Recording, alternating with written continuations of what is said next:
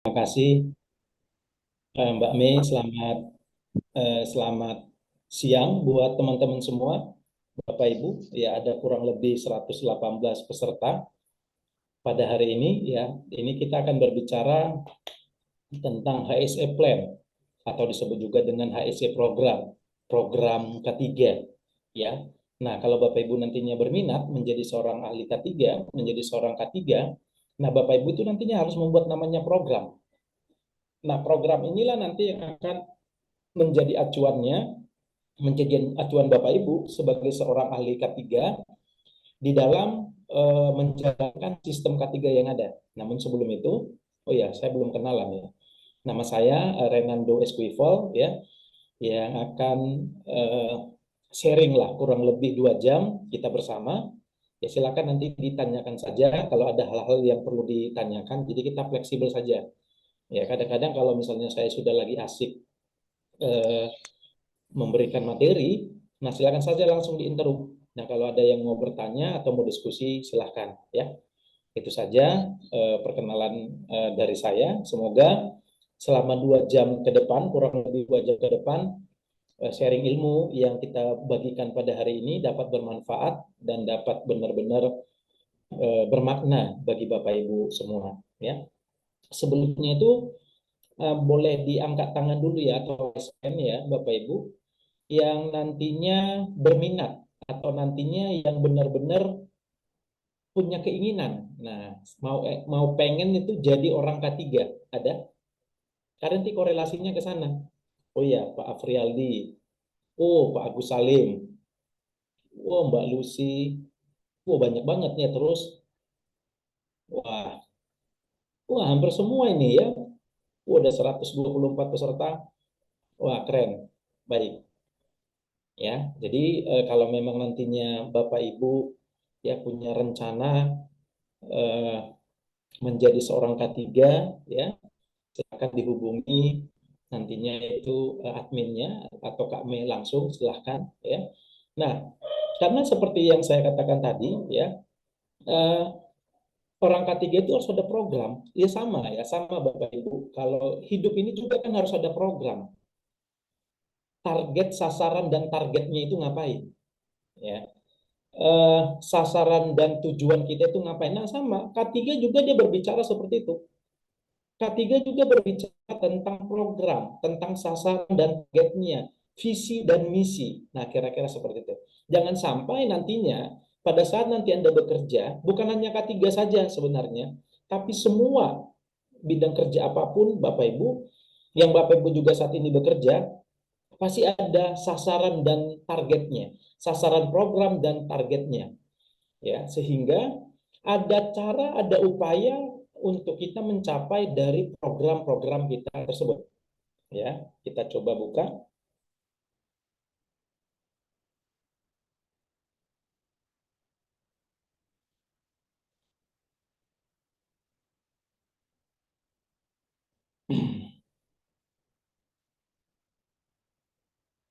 Sudah bisa kelihatan Kak Agni?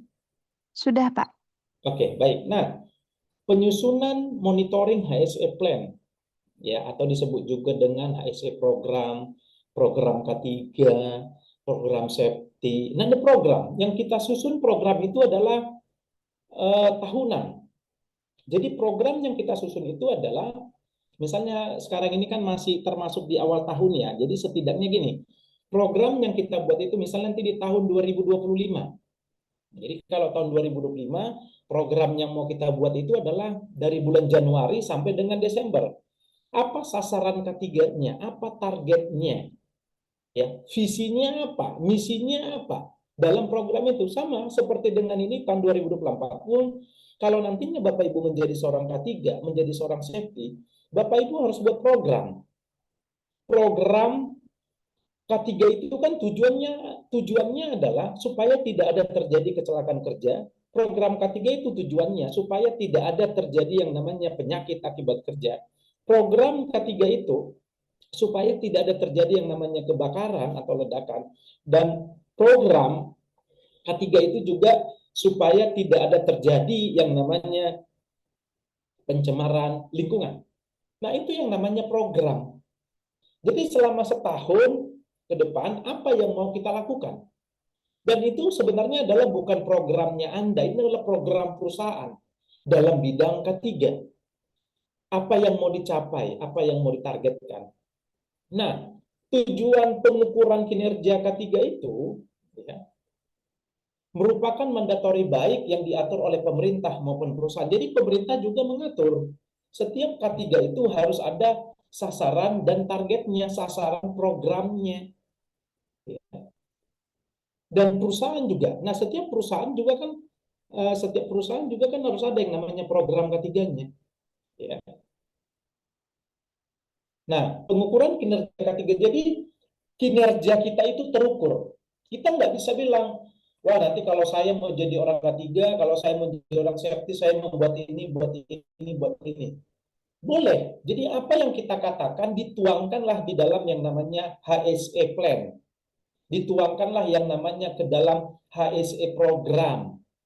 Ya, dan menyiapkan sistem pencatatan yang benar sehingga manajemen dapat memperbaiki kinerja K3 perusahaan dengan cara yang sistematik sekaligus mengukur keberhasilannya. Nah, setiap program-program kinerja K3 yang kita buat, HSE plan yang kita buat, nanti itu diukur keberhasilannya. Apakah programnya itu efektif atau tidak? Nah, untuk mereviewnya itu, program itu bisa juga direview per semester ya. Misalnya per 6 bulan. Kita mau buat program pelatihan, ternyata nggak efektif. Nah, dalam hal ini manajemen bisa mengukur keberhasilannya. Jalan dulu apakah efektif, apakah programnya misalnya itu nggak begitu baik, nggak begitu efektif. Nah, ini nanti bisa diubah oleh manajemen. Ya. Nah, lagging indikator. Jadi setiap namanya program biasanya itu mencakup ada dua. Ada namanya lagging indikator. Lagging indikator itu fokus kepada insidennya. Targetnya apa? Fokus kepada insidennya, dan satu lagi yang namanya adalah leading indikator. Nah, leading indikator itu fokus kepada prosesnya. Jadi lagging indikator itu visinya, goalnya, targetnya. Targetnya apa? Goalnya apa? Dalam program HSE Plan, program K3 yang akan kita rencanakan.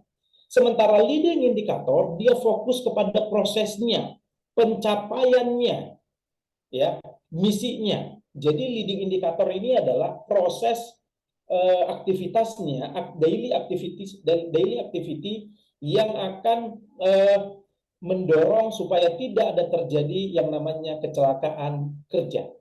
Nah, itu program itu harus ada lagging dan harus ada namanya leading indikatornya. Nah, ada beberapa klasifikasi apa namanya kecederaan, ada fatality, ada lost time injury atau hilangnya waktu kerja, restricted work activities, dan medical treatment case, dan ada first aid. Ya, jadi ini berkaitan dengan hilangnya waktu kerja. Ya, LTA itu hilangnya waktu kerja, sama RWDC juga adalah hilangnya waktu kerja, MTC adalah dia itu medical treatment case, dan FA itu adalah first aid, pertolongan pertama. Fatality. Nah, yang dimaksud dengan fatality itu adalah kematian atau kejadian fatal lain yang disebabkan oleh cedera akibat kerja. Ya, jadi kita harus targetkan lagging indikatornya harus tidak ada terjadi fatality. Kematian atau kejadian fatal lain yang disebabkan oleh cedera akibat kerja. Nah, itu yang dimaksud dengan fatality. Nah, cedera yang mengakibatkan cacat, ya, atau lumpuh, ya, adalah satu macam kasus dari lost time injury. Jadi dia cedera, tetapi dia mengakibatkan cacat atau lumpuh, ya, disabling injury, yang mengakibatkan cacat lumpuh sehingga seorang pekerja tidak dapat bekerja satu atau lebih hari kerja. Jadi dia tidak dapat bekerja pada saat dia terjadinya kecelakaan, dan kasusnya itu adalah lost time. Ya, kecelakaannya lost time injury, di mana dia tidak bisa lagi masuk kerja karena mengakibatkan cacat atau lumpuh ya dari pekerjaannya.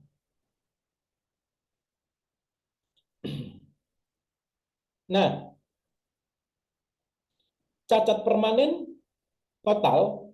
Nah, ini juga beberapa jenis kecelakaan ya. Ini adalah beberapa dari.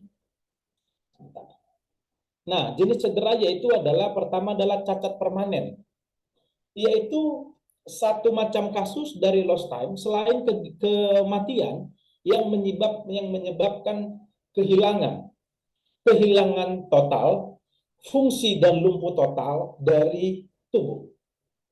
Jadi dalam hal ini ya, selain dari kematian ya, cacat permanen ini artinya adalah ada anggota tubuh, ada bagian tubuh yang kehilangan total fungsinya dari bagian anggota tubuhnya.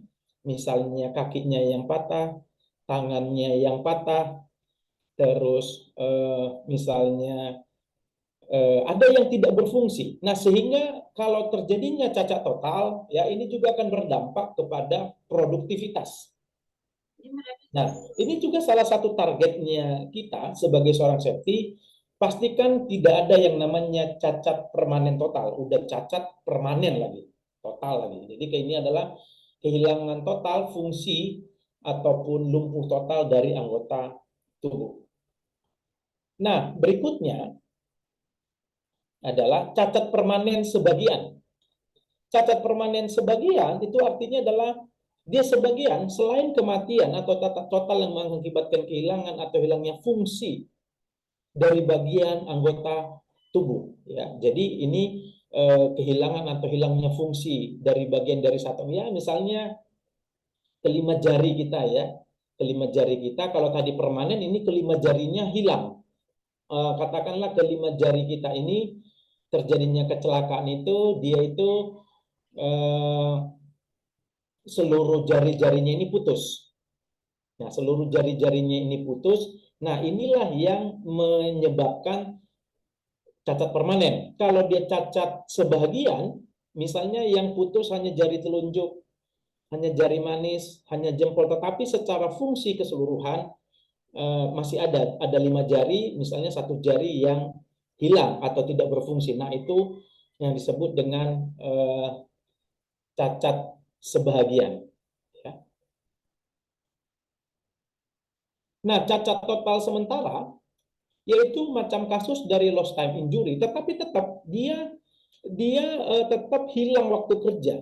Jadi LTI-nya, lost time-nya itu yang tidak mengakibatkan kematian dan tidak menyebabkan cacat permanen, namun tidak mampu bekerja selama 1 atau lebih hari kerja.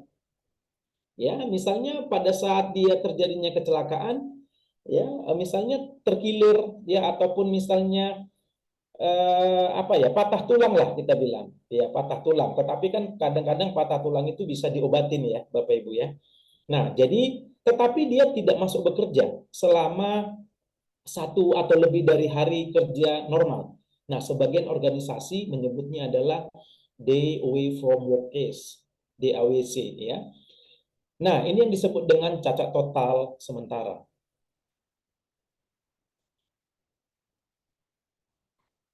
Nah, ada yang disebut dengan kasus cedera dengan perawatan medis, MTC, Medical Treatment Case. Kasus cedera dengan perawatan Medical Treatment Case termasuk semua cedera yang memerlukan perawatan medis atau dokter. Nah, artinya dia belum tentu hilang waktu kerjanya. Ya, misalnya ada terjadi kecelakaan, misalnya ada luka sayatan, misalnya hanya di jari telunjuk, di jari tangan, ya, di bagian anggota tubuh yang lain, tetapi dia tidak hilang waktu kerjanya. Dia hanya perlu treatment dari dokter atau perawat. Nanti dilihat lagi. Kalau di hasil dari medical treatment case-nya ini, MTC-nya ini tidak berdasarkan diagnosa, berdasarkan dari kajian dari dokter, nah orang tersebut tidak apa ya, tidak mengalami yang cukup parah dan dia harus tidak masuk kerja selama seminggu misalnya. Nah, termasuk dia itu LTI jadi jatuhnya. Nah, kalau medical treatment case ini dia masih masuk kerja. Ya, misalnya tadi itu, ya ada luka sayatan, ada luka apa ya, pendarahan sedikit, tetapi masih bisa untuk bekerja. Dan dia hanya perlu dirawat oleh dokter. Dia hanya perlu ditangani oleh dokter ya. Jadi dokter yang lebih mengetahui secara spesifik, dokter yang lebih memahami secara detail ya, secara detail eh, terkait dengan medical treatment yang dia alamin ya. Nah, jadi ada namanya kasus pembatasan area kerja atau RWDC. Kasus pembatasan kerja ini adalah kasus di mana karena cedera satu pekerja ditugaskan ke pekerjaan lain untuk sementara, atau dua, pekerja bekerja dengan jangka waktu yang lebih singkat, dan ketiga, pekerja bekerja pada pekerjaan semula namun tidak melakukan semua tugas dalam pekerjaan tersebut. Jadi dia saat dia melakukan pekerjaan tiba-tiba ada terjadi kasus karena cedera, nah sehingga dia tidak bisa lagi melanjutkan, tapi besok harinya masih bisa. Pekerja ditugaskan ke pekerjaan lain untuk sementara, atau pekerja bekerja dengan jangka waktu yang lebih singkat ya, dan atau pekerja bekerja pada pekerjaan semula namun tidak melakukan semua tugas dalam pekerjaan tersebut karena ada kasusnya, karena ada kecelakaan kecilnya. Itu yang disebut dengan RWDC. Dan cedera yang memerlukan P3K atau FA. Nah, ini yang disebut dengan first aid ya. Nah, artinya semua cedera yang menyebabkan goresan ya, teriris, terbakal, dan hal-hal lain yang tidak memerlukan perawatan medis. Jadi dia kalau orang yang first aid namanya. Kenapa cederanya? Oh, dia first aid. Dia hanya memerlukan P3K. Misalnya goresan. Nah, kalau terjadi yang namanya goresan, ya kalau terjadi namanya teriris, kalau terjadi yang namanya terbakar kecil, ini kan nggak perlu perawatan medis. Artinya cukup hanya saja digunakan plester misalnya, ya. Misalnya hanya diperlukan apa namanya, iya plester. Jadi hanya di ujung jarinya, ya tinggal dibersihkan, di plester. Jadi cukup, nggak terlalu serius. Ya, ya jadi kalau goresan yang lain ya hanya digunakan misalnya menggunakan betadine, ya menggunakan apa namanya yang lain sebagainya, hanya cukup pengobatannya dengan isi kotak P3K. Ya, jadi dia tidak perlu melakukan perawatan yang serius. Nah, ada terkait dengan record keeping of leading indicator. Ada namanya positive performance measure-nya. Jadi adalah suatu pengukuran yang proaktif leading indicator. Mengarah, jadi ini adalah berbicara tentang proaktifnya positive performance measure-nya, yaitu suatu pengukuran yang proaktif leading indicator mengarah pada aktivitas yang diperlukan untuk pengendalian kerugian dan kerusakan. Hal ini merupakan pengukuran upstream proses dari hasil pengukuran downstream. Artinya apa? Leadingnya, misinya. Nanti kita akan belajar seperti apa yang dimaksud dengan leading. Jadi leadingnya itu diukur. Aktivitas leadingnya itu dikendalikan. Ya, bagaimana aktivitasnya, bagaimana pengukurannya, ya, pada hasil pengukuran downstreamnya. Nah, contohnya, Salah satu contoh program-program HSE Plan yang kita lakukan adalah leadingnya itu adalah inspeksi APAR. Nah, di dalam inspeksi APAR ini kita inspek. Nah, fungsi inspeksi APAR ini untuk apa, Bapak Ibu? Ada yang tahu? Kenapa program melakukan inspeksi APAR itu perlu dilakukan? Ada yang tahu kira-kira untuk apa melakukan inspeksi APAR? Silakan. Ada, Bapak Ibu? Yuk. Untuk memastikan AVAR berfungsi dengan baik, Pak. Oh, bagus. Oke. Nah, kenapa harus dipastikan dia itu berfungsi dengan baik dan bagus, Pak? Untuk apa? supaya ketika nanti dibutuhkan APAR bisa berfungsi dengan maksimal, Pak. Pada saat kapan? Jadi kebakaran. Pada saat terjadi Kebakaran. kebakaran. Ya, jadi diinspek. Nah, sementara leading indikator tadi kan dia hanya dia hanya fokus kepada insidennya, kepada kejadiannya. Nah, masuk, nanti kita melakukan inspeksi APAR, kita cek safety pin-nya, kita cek handle-nya, kita cek pressure gate-nya, kita cek hose-nya, kita cek labelnya, kita cek tabungnya. Apakah semua ini dalam keadaan normal? Apakah semua ini dalam keadaan baik? Ya, kenapa? Fungsi dilakukan inspeksi APAR adalah memastikan, ya, kita memastikan supaya pada saat terjadinya kebakaran, ya APAR ini dapat berfungsi dengan baik. Pada saat terjadinya kebakaran, ya kita tahu jenis APAR apa yang kita gunakan. Nah, pada saat terjadinya kebakaran, ya jumlah dari APAR itu terpenuhi dan tercukupi. Nah, jadi nantinya Anda pada saat nantinya Bapak Ibu menjadi seorang K3, lakukan inspeksi APAR. Laporan kegiatan data sekunder pada 30 Desember tahun 2023 di mana ada 15 data yang waktu itu kemudian kita lakukan. Iya, sudah, Pak. Ya, oke.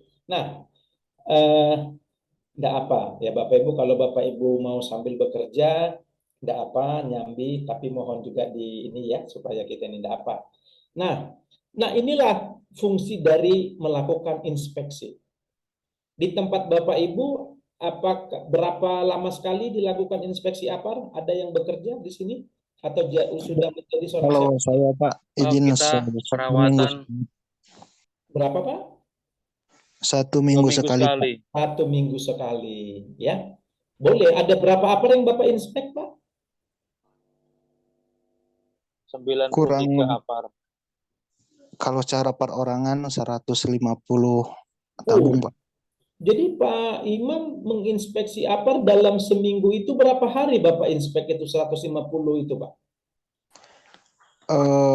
Kalau secara maksimal 1,5 hari sih Pak. Kalau misalkan tidak terkendala pekerjaan lain, kalau secara fokus 1 hari juga selesai, Pak. 150 APAR Pak Imam bisa inspek APAR itu, Pak? Semua? Iya, Pak. Dengan tambahan secara mengocok lalu mengelap tabung itu, Pak. Supaya tidak menguap. Yang ini ya, semua parameter ini dicek ya, handle-nya, pressure gate yang paling utama ya Pak ya. Iya, Dan, Pak. ya untuk posisi APAR-nya itu ya digoyang ya seperti itu, pastikan dia tidak membeku. Pak Imam sebagai apa, Pak?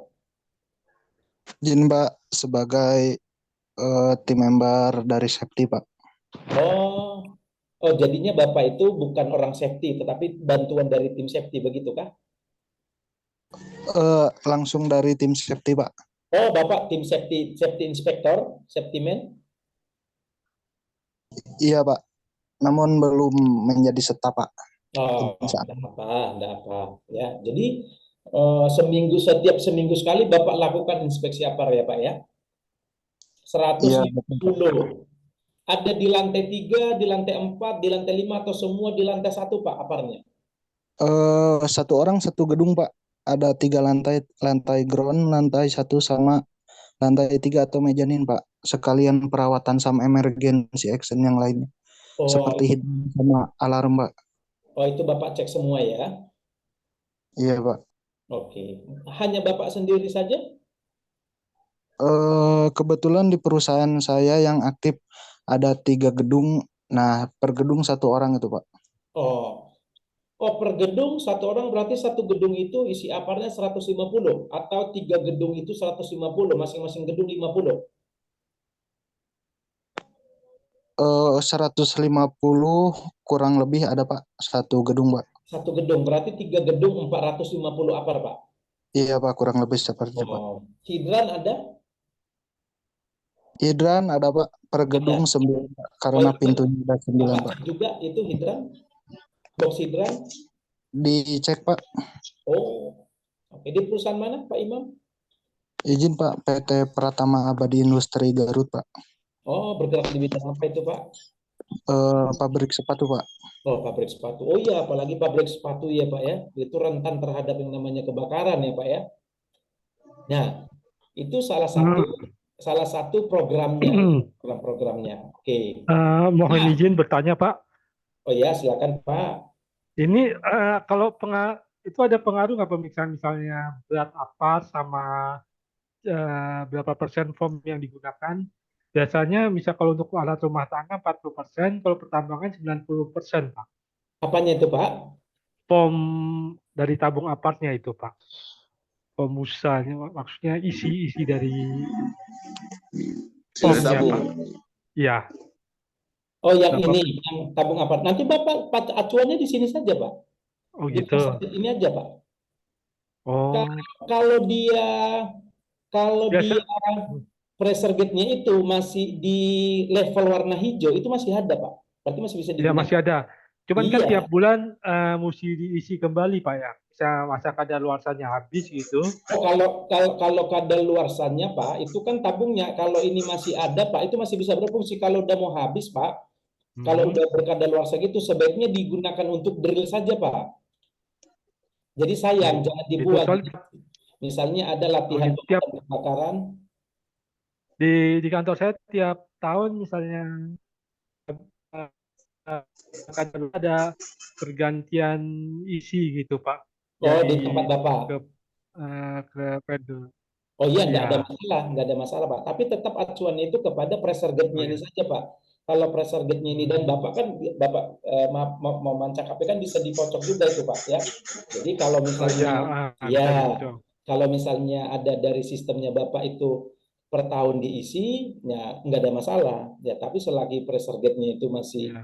dalam angka level switch-nya masih di warna hijau, ya seperti itu. Kalau di Pak Imam gimana di perusahaan Pak Imam? Gitu. Izin Pak, kalau di perusahaan saya kan kalau secara tingkat kadaluarsa itu kurang lebih 3 tahun ya Pak dari Iya. vendornya. Namun secara kondisi aktualnya kalau misalkan sudah mengendap nih ketika kita bolak-balik nggak ada kerasa guduk gitu. Iya, itu mesti dipisahkan atau diberikan status buat di refill apa disuruhnya kembali. Gitu dia Pak Igede. Makanya sebenarnya untuk melihatnya itu, ya, makanya saya bilang tadi kalau di peraturan Bapak setahun itu, ya itu silakan Pak. Tapi tetap acuan nggak setahun pun, makanya banyak orang inspeksi apar itu dia harus diguncang. Nah, tapi bukan diguncang-guncang gini ya, tapi dia harus dari atas, nanti kedengeran kok itu dari telinga. Nah, kalau nanti misalnya itu sudah beku, ya silakan ya. Apa namanya, digunakan untuk diajukan untuk refill. Tapi sebelum itu digunakan, lebih bagus digunakan untuk drill sih Pak Gede. Gitu. Iya. Ya.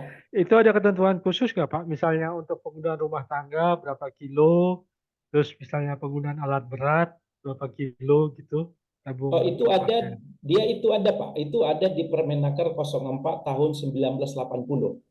Oh, gitu. Nah, di situ nanti Bapak lihat, ada di situ ketentuannya, tingginya, jaraknya, segitiganya.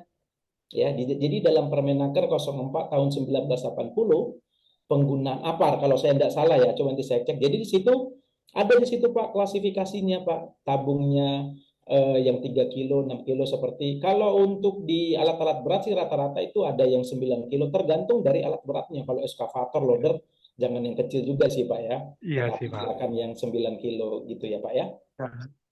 Oke. Baik. Terus ya maaf Pak, terakhir. Jadi Ya. kalau tabung kadang ada beberapa di tempat saya, misalnya tabungnya catnya berkelak, terus housenya ini kadang putus di sini Pak. Iya itu segera diganti lah Pak. Kalau udah dari gitu. itu kan berdampak. Makanya kan ini fungsinya kadang-kadang itu ada juga gini Pak. Misalnya ada lebah, ada lebah. Jadi dia kan lebah itu dia di dalam hostnya ini. Nah ini yang paling penting bisa juga dibuka itu Pak. Ini dratnya ini bisa dibuka Pak. Ya dibuka misalnya ditiup apakah masih ada. Kalau dia tersumbat nanti dicek yang membuat tersumbat itu apa. Kalau ada terjadi kebocoran atau apa segera diganti Pak. Karena kekhawatirannya kalau nanti terjadinya kebakaran, nah ini nggak bisa berfungsi. Nah, seringnya itu hati-hati ya, di dalam hostnya ini kadang-kadang itu banyak kita pernah menjumpai ada beberapa lebah ya, di situ nanti dia kan lebah itu kayak membentuk tanah jadinya dia Pak ya, keras ya. Nah, jadi jangan percaya hanya ngeliat fisiknya. Nah, sekali-sekali di dalam hostnya ini bisa diputar kok tuh Pak, itu bisa dibuka Pak. Ya, sesekali boleh ditiup ya, ditiup memastikan apakah masih berfungsi atau tidak. Gitu sih Pak Gede ya. Ya, Pak. Oke, kita lanjut ya Pak ya. Ya, Untuk baik, Pak. programnya Pak ya. Oke, baik. Nah, ini juga ada inspeksi peralatan. Nah, jadi salah satu HSE program ya, salah satu program safety yang Bapak Ibu lakukan.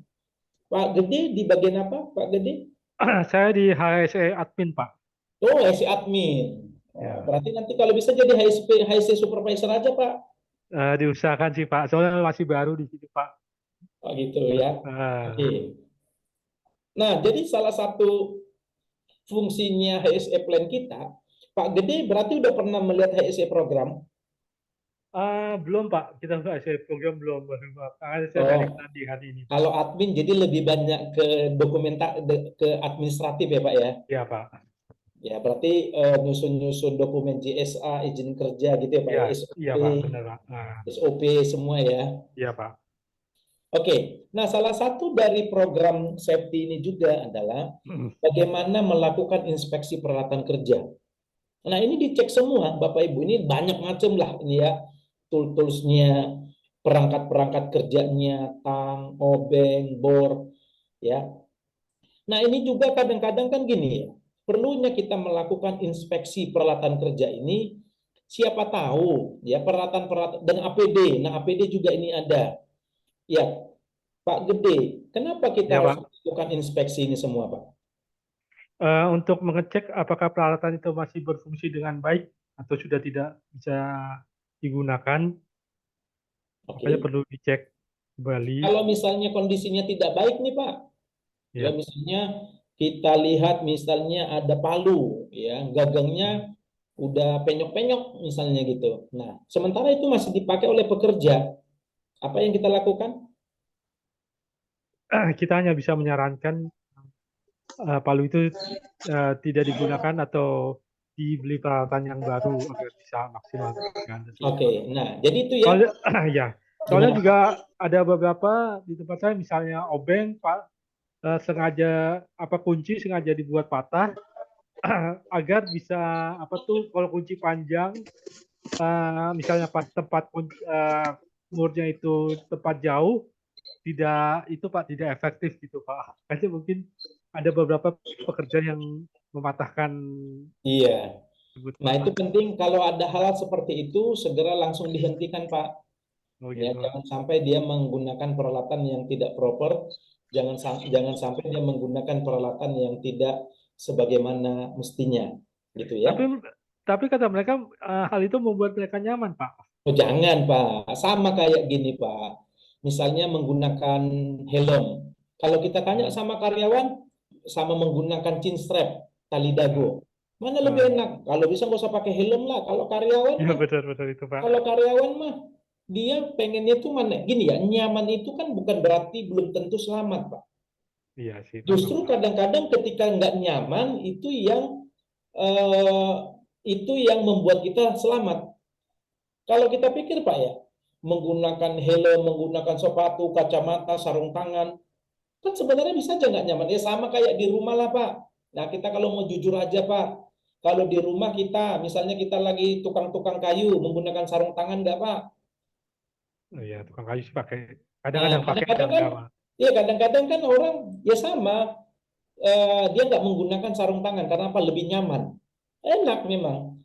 Tapi itu nggak menjamin. Bayangkan kalau Bapak Ibu bekerja di rumah tidak menggunakan sarung tangan, misalnya pada saat menukang kayu lagi nokok-nokok paku gitu ya, atau misalnya tukang las, kan banyak tuh di rumah ya, tukang las di pinggir jalan. Kalau disuruh dia pakai baju las, sarung tangan las, pakai kaplasnya itu kacamata hitamnya, kacamata las, kadang-kadang kalau orang di luar sana dia gini-gini ngeliatnya kan, Pak, ngelasnya dia gini-gini. Nah, justru lebih nyaman gitu. Nah, hati-hati dengan statement dari karyawan ya, Bapak Ibu kalau nyaman. Tetapi Bapak Ibu harus melihat apakah itu safety, apa dampak bahaya, dampak potensi bahaya dari kecelakaan yang dia lakukan, gitu ya Pak ya. Ya. Cuman agak susah juga sih ngasih pengertian mereka, Pak, karena mereka mungkin udah terbiasa. Cuman kita harus bisa gimana caranya, saya mau nanya, biar membuat mereka mengerti akan prosedur keselamatan itu, Pak. Iya, nah itulah fungsinya sebagai seorang K3. Ya, orang K3 ini kan apa ya Pak ya? Itulah tugas kita sebagai seorang K3, selalu memberikan arahan, selalu memberikan edukasi. Orang K3 itu kan di samping tugas secara profesionalisme, K3 ini kan misi kemanusiaannya tinggi, Pak. Tugas kita itu kan mulia sebenarnya, Pak. Tugas orang K3 ini mulia. Kenapa saya katakan mulia? Kita memikirkan keselamatan orang lain loh. Tapi kadang-kadang seperti Pak Gede bilang, kadang-kadang orang nggak terima gitu kan. Kadang-kadang dia merasa udah nggak usah lah. Nah, hal-hal seperti itu. Tapi tugas kita ini kan kita memikirkan supaya orang lain selamat, kita memikirkan gimana nggak ada kecelakaan, kita memikirkan supaya tidak ada terjadi yang namanya accident. Nah, itu tugasnya tugas mulia, Pak. Walaupun terkadang di lapangan itu nggak sesuai dengan ekspektasi. Tapi karena kita sudah menjadi seorang K3, ya seperti beban moral gitu, Pak. Pokoknya berikan terus aja Pak edukasi, berikan terus pemahaman, pengertian. Nah, sesekali Pak, kan di tempat Bapak barangkali pasti ada ya toolbox meeting ya Pak ya, TBM, ataupun Safety talk. safety talk ya. Iya. Ingatkan Soalnya, aja. maaf, kita penyewaan alat berat, Pak. Oh, Ya. di Bapak di bagian penyewaan berat ya. Ya. Kadang Berarti- yang teknisi yang agak misalnya mesin rusak atau itu kan perbaikan. Nah, itu kadang agak nggak pakai helm safety atau gimana gitu, Pak. Iya. Iya, itu deh. Ya itu Pak, makanya kita perlu terus memberikan edukasi Pak. Ya itulah tugas kita Pak, memberikan edukasi, memberikan pengarahan, ya. Saya yakin lah, memang K3 itu Pak nggak semudah membalikkan telapak tangan, membentuk budaya K3 itu Pak nggak semudah membalikkan telapak tangan. Artinya apa? Butuh proses Pak. Ya, Pak. Ya, ada beberapa penelitian bilang gini, untuk membentuk budaya K3 dalam sebuah perusahaan itu minimum itu 5 tahun Pak. 5 tahun, Pak. 5 tahun. Nah, saya juga nggak bilang itu ada referensinya ya, tetapi saya pernah baca buku dari apa ya, dari seorang praktisi K3 Dupont ya. Dia bilang membentuk budaya K3 dalam sebuah perusahaan itu terbentuknya culture-nya, terbentuknya budayanya itu minimum 5 tahun. Jadi nggak secepat itu. Kadang-kadang ya itu Pak, seperti yang Bapak bilang tadi, ya kami nyamannya begini, kami maunya begini. Nah itu dia. Tetapi semakin kita sering berikan training, kita berikan edukasi, kita berikan pemahaman, kita berikan pengertian, saya yakinlah itu secara perlahan-lahan mereka mulai aware lah, mereka mulai sadar betapa pentingnya penerapan K3 di pekerjaan. Gitu aja sih Pak. Kadang-kadang ada orang dulunya dia bandel banget, tapi ketika ada terjadi kecelakaan sama dirinya, udah berubah total. Tapi kan harapan kita nggak seperti itu ya Pak ya. Iya, benar, Pak. Kita kan kita nggak mau orang terjadi celaka baru berubah. Janganlah. Harapan kita nggak seperti itu. Makanya ada pencegahan. Kalau orang sudah terjadi kecelakaan, ada berubah lah. Itu semua orang pun pasti begitu. Ya, tapi harapan kita tetap sabar, tetap apa ya, tetap berikan terkait dengan nilai-nilai K3-nya. Gitu sih Pak Gede ya. Iya, Pak. Oke, kita lanjut Pak ya. Ya, silakan, Pak. Oke. Nah, safety briefing. Nah, ini juga safety briefing ini salah satu program K3 juga Bapak Ibu. Di mana di dalam setiap program K3 ini harus dilakukan namanya safety briefing. Banyak hal yang dibahas di dalam safety briefing. Ya, kita boleh bahas sebelum memulai pekerjaan. Ya, banyak ya istilah di dalam perusahaan, ada namanya safety briefing, ada namanya toolbox meeting, ada namanya safety talk, banyak macam. Ada namanya general safety talk. General safety talk itu artinya sebulan sekali secara seluruh departemen.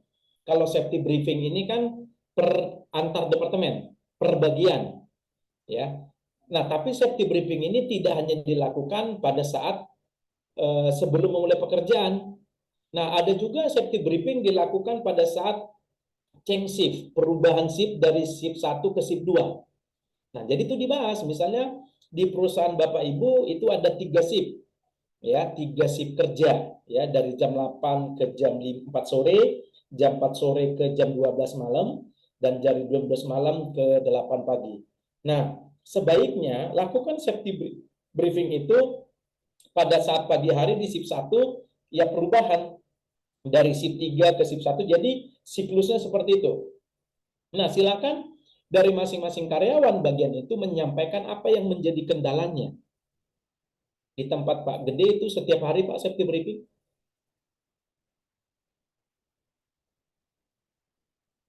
Sebulan sekali, Pak. Enggak setiap hari Pak. Soalnya tergantung dari DPH saya. Oh Bisa gitu.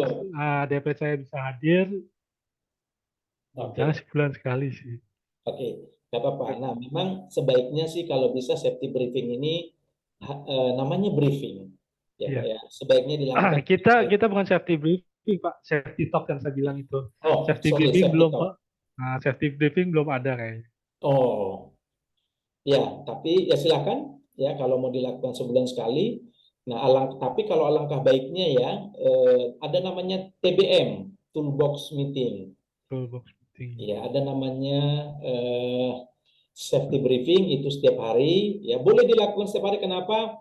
Kenapa harus setiap hari? Supaya setiap hari orang aware, supaya tiap hari orang itu sadar betapa pentingnya K3. Maaf Pak, itu kalau dari jumlah personel atau karyawan, pengaruh nggak Pak? Kita soalnya mungkin sekitar 20 atau 15 orang Pak. Pekerjaannya sama nggak semua tuh Pak? Dibagi-bagi Pak, ada yang bagian marketing and operation, HSE, sama RMS Pak. RMS itu apa Pak? Bagian maintenance? Ya, repair and maintenance Pak, perbaikan Pak. Iya, nggak apa-apa Pak. Gini, Bapak safety talk waktunya itu kan sebulan sekali. Durasi waktunya berapa Iya. lama? Berapa menit? Berapa jam?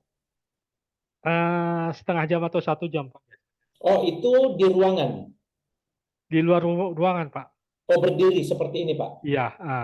Oke. Yang disampaikan otomatis tentang K3 atau tentang produksi, tentang operasional?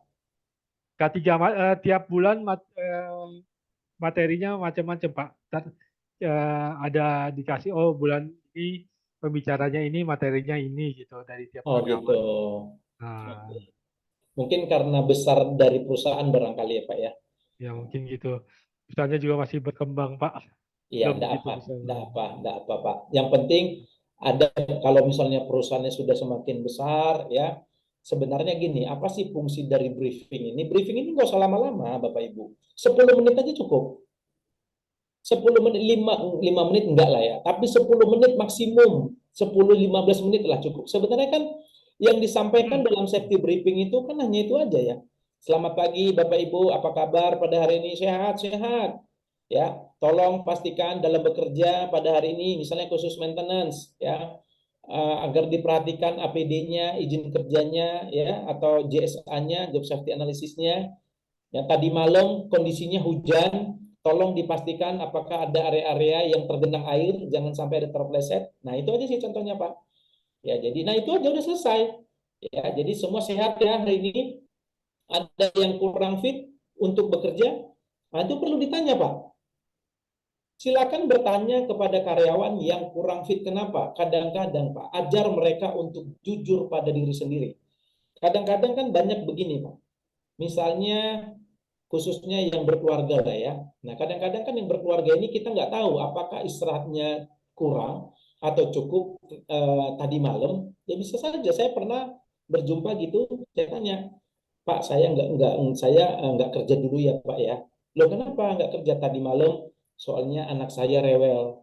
Jadi saya kurang tidur. Saya tidurnya jam 6 sore, jam 6 pagi. Nah itu boleh Bapak Ibu.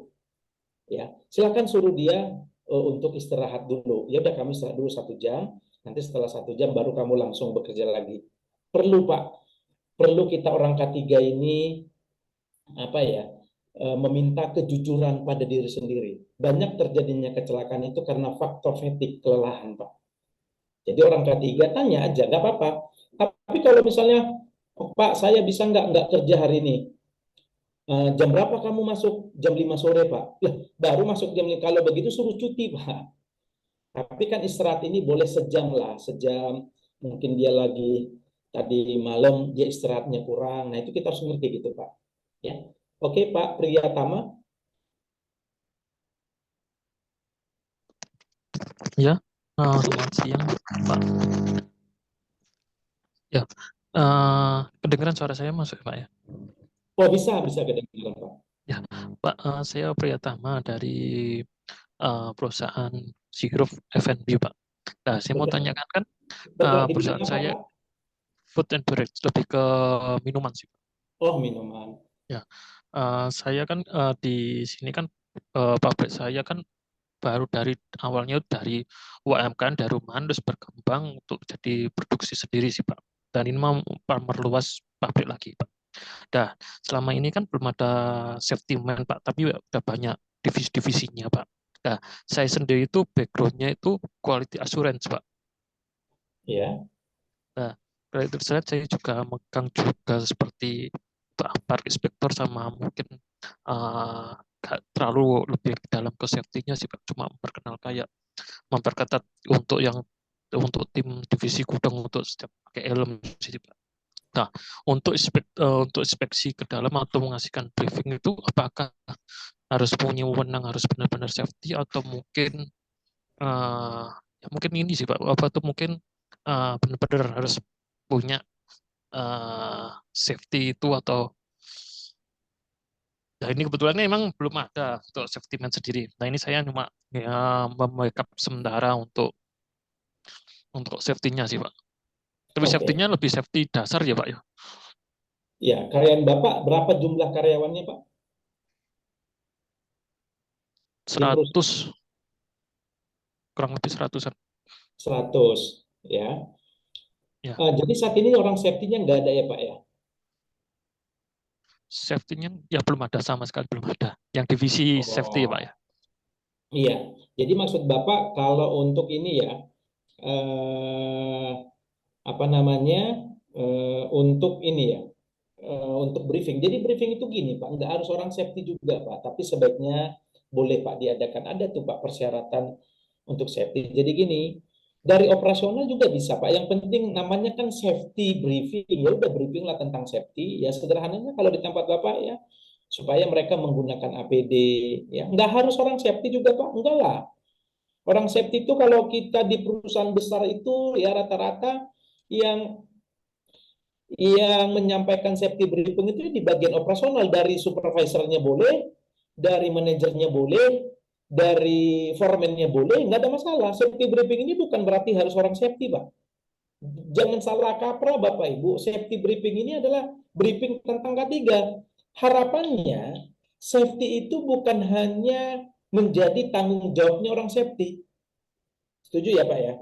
Safety itu harus semua karyawan, semua lini harus bertanggung jawab terhadap semua yang namanya safety. Tetapi dengan catatan di training dulu dong. Ya, misalnya leader-leadernya, Pak. Ya, supervisornya, manajernya training dulu dong, training safety-nya. Training safety artinya bagaimana mereka menerapkan safety awareness-nya, pentingnya safety briefing. Jadi gini, pentingnya safety briefing itu Bapak lah. Ya, ini mengingatkan, ya, tolong ya kepada karyawan bekerja dengan semangat, bekerja dengan hati-hati, bekerja dengan prosedur, bekerja dengan mengikuti JSA-nya, izin kerjanya. Ya, jadi itu tadi Pak, nggak harus dari orang safety ya Pak ya, dari siapapun boleh Pak. Bahkan ada di beberapa perusahaan itu gini Pak, bahkan helpernya, misalnya ada satu perusahaan, pesertanya itu jumlah karyawan itu ada 10 atau 15 orang. 10 atau 15 orang. Jadi selama hari pertama, hari kedua, semua itu digilir Pak gantian untuk membawakan dari safety briefing. Digilir. Hari ini atas nama A, besok atas nama B. Tetapi mereka harus ada membawa materi terkait dengan keselamatan kerja. Materinya gampang, silakan nanti Bapak tugaskan karyawannya. Misalnya gini, Pokoknya setiap namanya safety briefing, masing-masing karyawan, masing-masing orang harus membawakan materi tentang safety, terserah materi apa. Nah, kebanyakan karyawan dibebaskan saja, Pak. Ya, kadang-kadang ada yang bilang gini, oke, selamat pagi Bapak Ibu. Ya, kemarin saya ada menonton di TV. Jadi dia cerita aja, biar ada namanya safety briefing. Kemarin saya ada menonton televisi di mana ada bus kecelakaan, ya misalnya dari menuju Jawa, nah, tujuannya ABC. Nah, di dalam televisi yang saya tonton kemarin tadi malam, di mana supir busnya itu ngantuk dan menyebabkan kecelakaan. Nah, baru masuk ke pekerjaan. Nah, apa korelasinya ke pekerjaan kita, Bapak Ibu? Nah, di situ kita mengambil pelajaran, lesson learn-nya kita ambil, ya supaya bagi kita pada saat mengendarai sepeda motor, mengendarai mobil, ya ataupun kendaraan apapun itu, yang paling penting adalah tolong jaga kesehatan, istirahat yang cukup, jangan sampai terjadinya kecelakaan. Udah, Pak. Satu safety briefing itu, Pak, bisa menyelamatkan 5 orang, Pak, katanya. Ya. Jadi kita share aja, Pak, tentang keselamatan, Pak. Gitu ya, Pak Gede ya. Share aja. Nanti silakan aja orang itu. Nanti misalnya kayak Pak Gede ya, sharing, selamat pagi Bapak Ibu, kemarin saya melihat ada orang bekerja di ketinggian. Ya saya nonton berita, saya ada nonton TV, saya ada lihat YouTube, ada orang bekerja tidak menggunakan full body harness, kerjanya main-main, sehingga terjadi fatality. Nah, yang kita ambil di sini. Jadi gini, jadi secara tidak langsung Pak, pada saat Bapak Ibu memberikan giliran safety briefing kepada karyawan, mau tidak mau dia jadinya kan harus mencari referensi, Pak. Referensi untuk menjadikan bagaimana budaya kerja yang selamat. Tapi kalau misalnya hanya orang safety-nya aja, udah mereka hanya dengar-dengar aja, Pak. Syukur-syukur didengar. Ini main HP, Pak, mereka. Jadi digantian. Sekarang yang ini, kalau tema sih nggak usah ditentukan, Pak. Ya, tapi kalau Bapak mau menentukan temanya, oke, bulan ini. Dan harapan saya bukan hanya leader, Pak. Safety itu bukan hanya leader yang menjadi tanggung jawab. Di tingkat level jabatan paling bawah pun, orang safety itu juga harus menjadi tanggung jawabnya seluruh tenaga kerja. Kasih mereka memimpin, kasih mereka untuk sharing apapun yang dilihatnya, untuk di-sharingkan dan dibawa ke pada saat toolbox meeting atau safety briefing. Begitu ya Pak ya. Nah, pelatihan drill. Nah, pelatihan drill ini juga penting Bapak Ibu. Ya, silakan dilakukan pelatihan drill. Fungsinya untuk apa ini? Ada yang tahu? Kenapa perlu dilakukan simulasi kebakaran? Simulasi memadamkan api pada saat terjadinya kebakaran atau drill. Fungsinya ada yang tahu Bapak Ibu? Izin Pak, supaya ketika kejadian mungkin orang tersebut sudah tahu cara menghadapinya Pak, biar tidak shock atau panik ketika pertama kali menghadapi kebakaran seperti itu. Iya. Di tempat Bapak berapa tahun atau berapa bulan sekali dilakukan drill? Izin Pak, kalau di perusahaan saya setahun 2 kali Pak. Setahun 2 kali. Dilakukan pada saat kapan itu Pak Imam?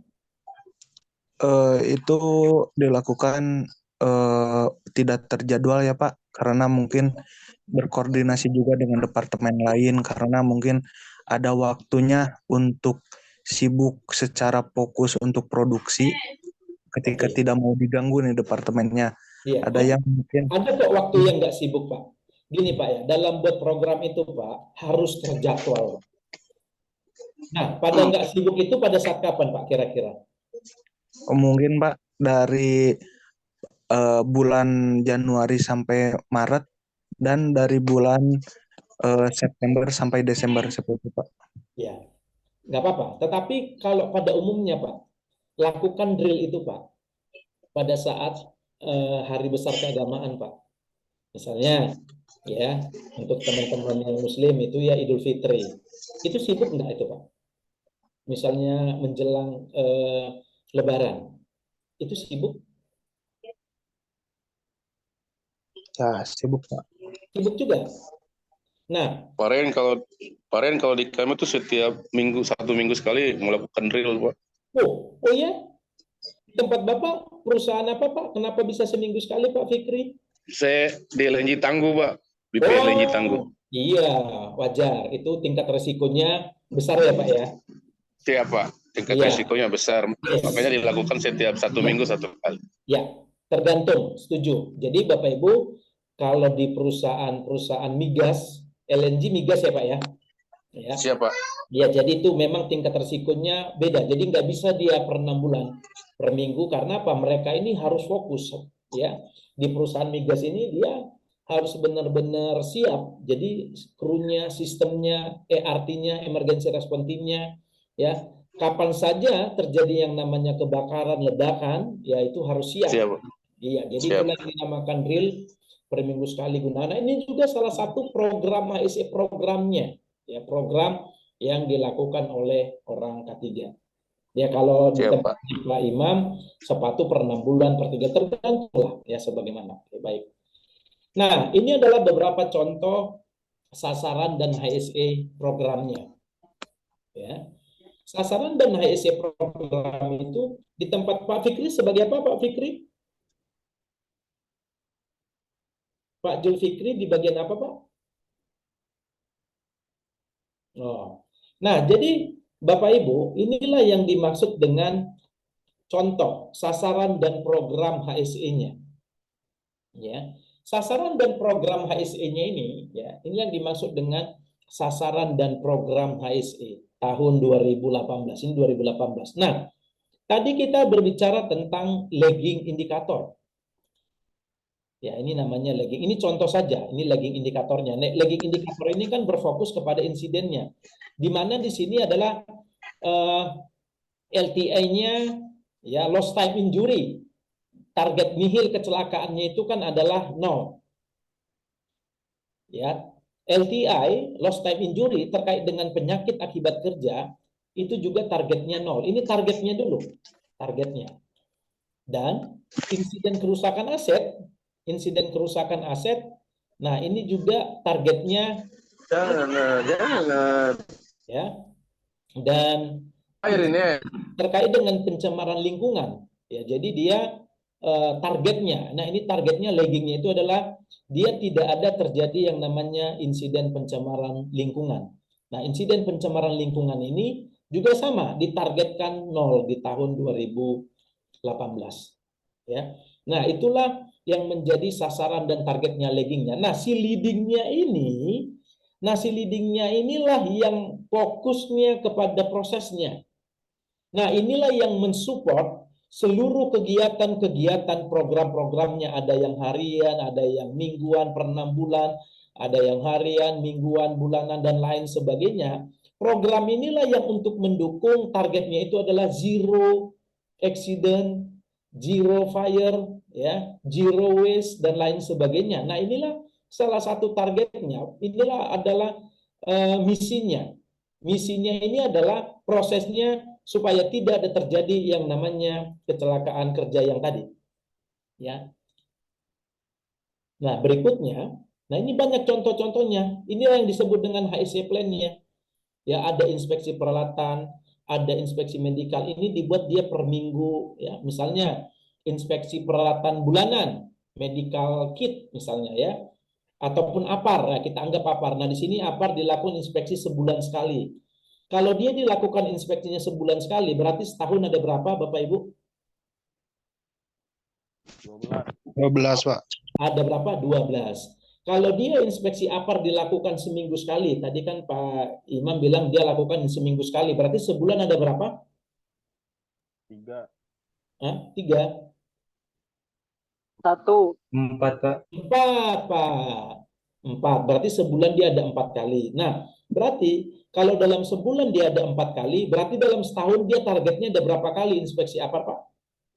4 kali 12. 52, Pak. 48. Kan sebulan 4 kali. 4 kali 12 bulan itu 48 kali. Nah, jadi gini Bapak Ibu, kalau di ini kan anggaplah ini program ini adalah program tahun 2024 ya, dari Januari, Februari sampai dengan Desember. Berarti sampai dengan Desember itu nanti inspeksi APAR itu harus ada berapa? 48. Bukan yang ini Bu, yang APAR. APAR ini kan dilakukan sebulan sekali. Berarti di dalam Desember atau di tahun 2025 lah, di bulan 1. Desember nanti berarti targetnya inspeksi APAR dilakukan berapa kali? 12 kali, Pak. 12. Kalau sampai dengan bulan Desember, inspeksi APAR itu kita lakukan tahannya dapat 10 kali, artinya apa? Ada yang tidak berjalan Pak programnya Pak. Oke, kalau program yang tidak berjalan, dampaknya sama kita apa? Kita kan bisa ditegur ya sama manajemen ya. Ini gimana nih, safety? Kamu dulu buat program tahun 2024, kamu bilang melakukan inspeksi APAR sebulan sekali. Nah, ternyata dalam setahun ini data-datanya cuma 10 kali. 2 lagi gimana nih? Oh iya Pak, saya lupa. Berarti dia tidak Tidak mencapai target Pak. tidak mencapai target. Nah, ini juga akan berdampak kepada apa? Kepada performance-nya kita sebagai seorang K3. Ya, misalnya akan berdampak kepada bonusnya kita, berdampak kepada penghasilan kita, berdampak kepada penilaian karyawan. Nah, sebaiknya mana? Kalau misalnya kita mencapainya 14 kali, artinya apa? Target kita cuma 12, sementara setahun itu 12, tapi di aktualnya nanti di akhir tahun formulir yang kita lakukan inspeksi itu ada 14 kali. Artinya itu melebihi dari target Pak.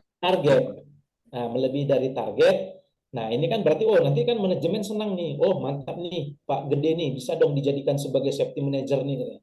Targetnya mencapai terus nih katanya gitu. Wah. Ya Pak ya, targetnya mencapai terus nih gitu. Gimana? Sebentar, Pak, boleh ngajuin pertanyaan, Pak? Boleh. Ini kadang kita ada pemeriksaan medical kit sama APAR.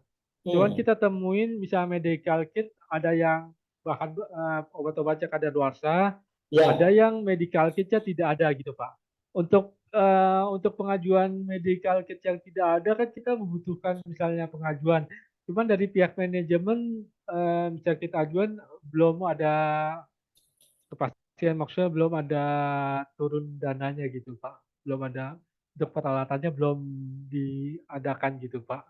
Iya. Gimana itu Pak? Jadi pertanyaannya Pak gimana? Bisa kalau dari pihak manajemen sendiri misalnya yang itu belum bisa menyediakan peralatannya gimana Pak? Bisa kayak medical kit yang kurang. Misalnya ada obat-obatan yang udah kadaluarsa gitu Pak ya? Iya, kadaluarsa, terus juga ada yang minta ganti medical kitnya yang baru gitu. Berapa sih Pak medical kitnya? Masa manajemennya nggak ada duit? Berapa sih, nggak sampai 100.000 itu Pak? Oh gitu. Jadi gini, kalau itu gini Pak. Ada medical kit standar nggak Pak? Misal apa yang standarnya? Ada di dalam P3K itu kan ada Pak, di dalam Permenaker P3K itu ada standarnya untuk isi kotak P3K ya Pak ya? Ya. Ya, maksudnya seperti itu kan Pak? Ya, benar Pak. Ya, ada Pak, Permenakernya nanti saya tunjukin Pak ya. Jadi ada standarnya Pak. Jadi jumlahnya pun ada Pak. Standar isi kotak P3K itu ada Pak. Jadi berdasarkan jumlah karyawan. Nanti kita buka Pak ya. Nanti di situ ada ya. Nah, masalahnya kita bukan hanya karyawan aja Pak. Itu digunakan untuk apa-apa tiap alat mesti ada P3K sama apa gitu Pak. Iya, betul. Kan itu udah peraturannya Pak. Sesuai dengan di pesawat angkat angkut. Bahkan di mobil pun itu kan ada peraturannya Pak. Di Permenaker 08 tahun 2020 terkait dengan pesawat angkat angkut kan itu dibunyikan terkait dengan alat-alat keselamatan kerja baik APAR ataupun di P3K. Nah, jadi gini Pak, itu aturannya ada, isi kotak P3K ada Pak aturannya. Dan jumlahnya pun ada, jumlah karyawannya pun ada Pak. Ya. Nah, jadinya Bapak Ibu begini, kalau misalnya kita mengajukan nih ke manajemen, tapi kita ajukan dengan tertulis ya Pak ya, kita ajukan dengan tertulis bahwasanya permohonan pergantian isi kotak P3K di email Pak, ya. Nah kalau misalnya manajemen tidak mau mengganti, ya Pak, gini Pak, yang penting bagi kita begini Pak, Yang penting orang K3 itu sudah mengajukan, Pak. Ya, kalau nanti terjadi kecelakaan kerja, ya, misalnya perbannya nggak ada tuh di area tertentu, ada orang yang terkena luka sayatan ataupun diinspeksi lagi pada saat diaudit. Nanti kan ditanya, ini gimana nih orang K3? Kok nggak mengganti? Udah Pak, saya kemarin udah minta pergantian Pak, tapi Bapak nggak menyetujuin. Ada buktinya, ada Pak emailnya Pak. Nah gitu Pak. Nah tapi harusnya sih ini Pak ya, kalau menurut saya sih Pak kan nggak mungkin lah. Isi kotak P3K berapa lah Pak?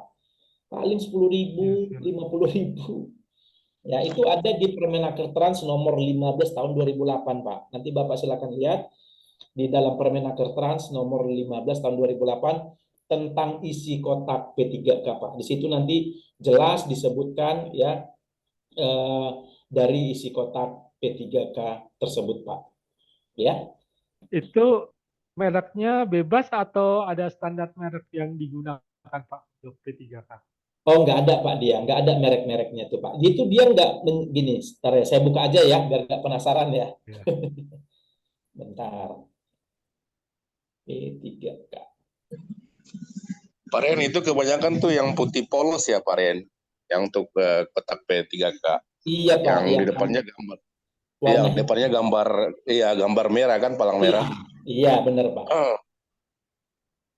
Pak, kalau untuk kotak P3 itu apakah ditentukan yang tipe A, B, C, D? Ada. Ini mau saya tunjukin Pak. Saya tunjukin ini sebentar ya. Ini mau saya tunjukin ini. Biar kita tidak salah. Jadi kalau di tempat saya pakai yang +1 gitu Pak. Biru kalau Iya. salah ya merah. Tidak apa Pak.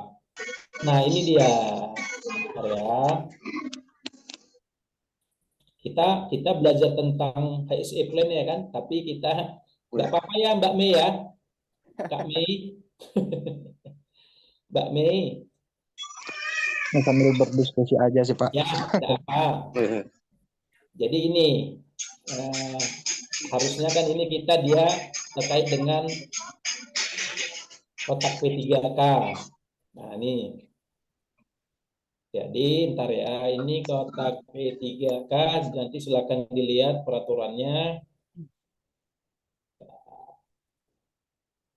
Pak Ren, kalau nggak salah kotak P3K itu juga tergantung volume pekerjaannya Pak ya.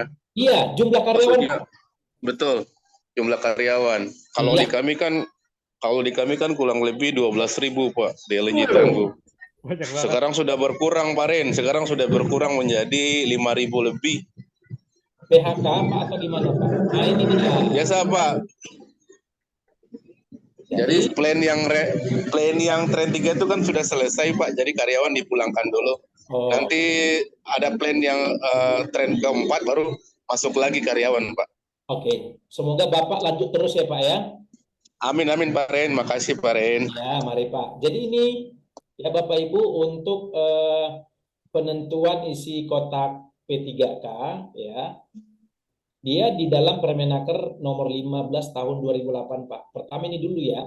Tempat kerja dengan faktor risiko rendah, toko kantor. Nah, ini jumlah pekerjanya ini untuk ini petugas, maaf, ini petugas. Sorry. Nah, ini dia Pak. Itu Pak. Iya, jumlah jenis kotak P3K ya. Jadi kalau 0 sampai 25 jumlah ini berdasarkan Permenaker nomor 5 tahun 2008 ya, Bapak Ibu ya. Nah, jumlah kotak tiap satu unit kerja, tempat kerja dengan faktor risiko rendah, minimal 1 kotak P3K.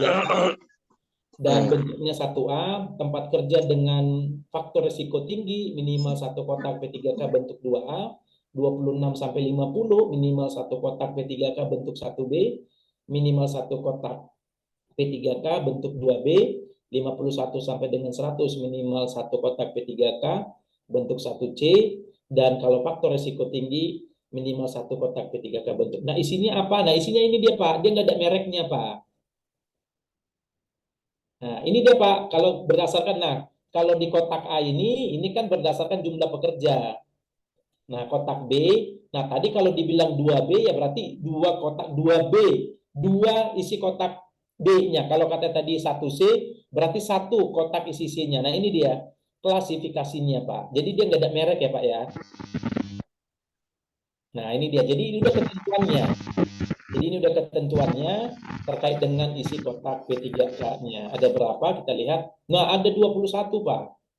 Jadi ada kasa steril, perban lebar 5 cm.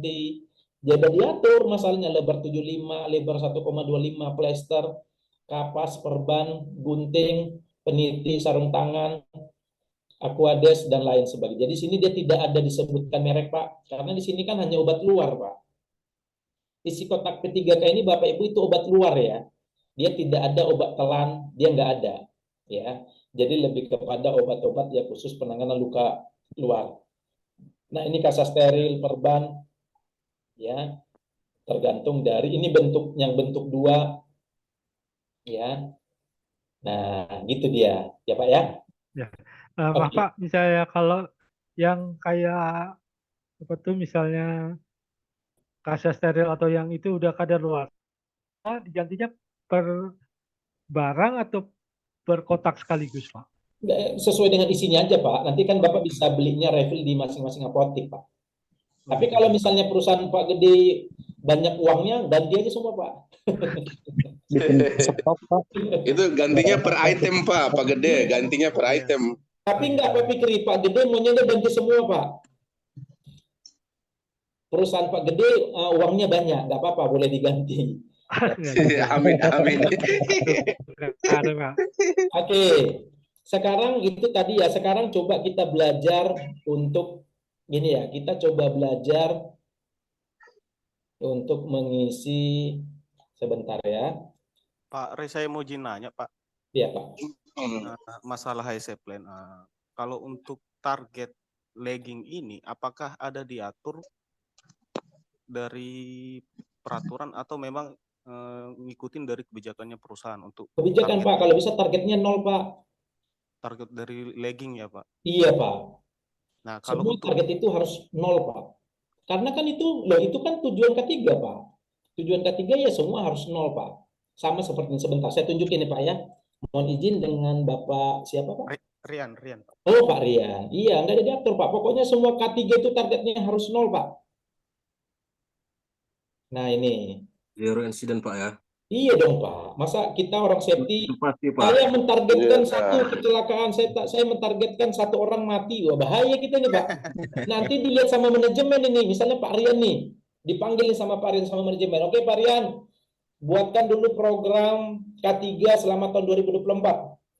Nah, Anda buat di sini, targetnya 1 kecelakaan mati. Bahaya Pak. Jangan Pak. Kalau sudah terjadi kecelakaan, pasti enggak ada gunanya. Jadi gini Pak, ini yang namanya legging. Legging ini kan fokus kepada insiden ya. Nah, misalnya tadi nihil kecelakaan. Nihil kecelakaan ini targetnya ini gini ya, frekuensinya ini buat berarti kan ini adalah enggak ada frekuensi. Gini aja kita buat programnya. Anggap sekarang kita membuat program HSE tahun 2024. Nah, pertama PIC-nya ini adalah seluruh karyawan, setuju ya? Setuju Bapak Ibu? Setuju Pak. Nah, ini semua targetnya ini adalah bukan orang ketiga aja nih, dan bukan hanya manajemen saja nih ya. Jadi targetnya ini adalah seluruh karyawan, ini sama. Untuk mencapai nihil kecelakaan itu adalah seluruh karyawan. Ya, ini jelas fungsinya nanti ya. Kacang. Tidak ada kecelakaan kerja. Nah ini sama lah ya, tidak ada kecelakaan, tidak ada pencemaran, ya pokoknya begitu ya. Nah targetnya kita ini berapa Bapak Ibu kira-kira nihil kecelakaan ini? Kita anggap ini tahun 2024. Zero accident. Berarti targetnya kan 0. Ya. No incident kok. No incident Pak. Ya. No incident. Saya bikinnya di bahasa Indonesia saja supaya teman-teman yang lain nanti bisa mencerna ya. Nah, ini dia nihil kecelakaan. Nah, ini baru masuk kita kepada yang namanya sebentar.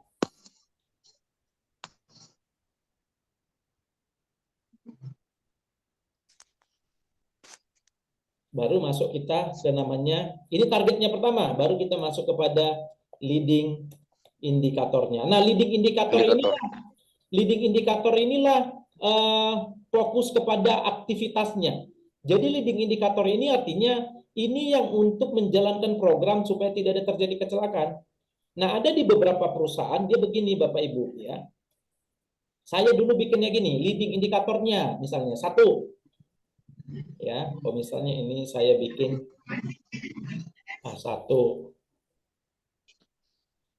Nanti kita belajar ya bagi teman-teman yang kalau yang udah pernah bekerja bagus. Nah, kita bikin di sini misalnya B1. Nah, B1 ini artinya kita buat aja program safety-nya. K3 itu kan terdiri dari namanya apa? Safety, penyakit akibat kerja. Target kita kan apa? Tidak ada terjadi kecelakaan. Yang 4 inilah pencemaran lingkungan, PAK, kebakaran. Berarti dari sisi safety-nya. Nah, menurut Bapak, program apa yang kita buat cocoknya supaya tidak ada terjadi kecelakaan di bagian safety? Tensi, Pak. Ya? Tensi. Mengadakan pelindung mesin, Pak. Apa itu programnya, Pak? Kalau izin Pak. Programnya mesin guarding, Pak. Diapakan programnya itu, Pak? Inspeksi? Iya, Pak. Inspeksi dan merekayasa mesin, Pak. Penambahan pelindung buat operatornya, Pak. Inspeksi mesin gitu ya? Iya, Pak. Oke. Frekuensinya kita lakukan inspeksi berapa kali, Pak? Setiap hari. 1 minggu sekali, sebulan 2 kali, Pak. Oh, berarti kita anggap seminggu sekali atau gimana, Pak? Boleh, Pak. Seminggu sekali ya? 1 kali per minggu. Nah gitu, kita anggap ini saat ini kita mau buat program nih. Siapa PIC-nya nih, Pak? Safety, Pak. Sama memang ASE ngerti tentang mesin. Teknisi, Pak. Teknisi, Pak. Teknisi, Pak. Mekanik, Pak. Mekanik. Jangan kita semua, Pak. Operator, Pak. Operator. Kita buat lah ya mekanik atau operator.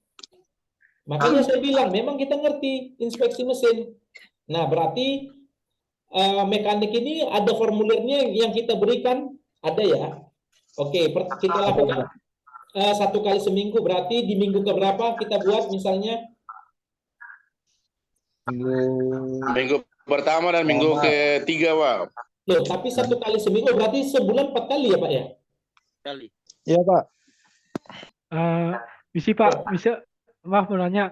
Ini kalau soalnya saya lihat di perusahaan saya dilimpahkan ke HRS semua, Pak. Yang bertanggung jawab pertama kali. Iya, Pak. Jangan, Pak. Kan Bapak ngerti, kecuali Bapak ngerti ya. Loh, kerjaan kita, Bapak, nanti kita programnya banyak banget loh nih, Pak. Ini masih dari safety nih, Pak ya. Nilai kecelakaan.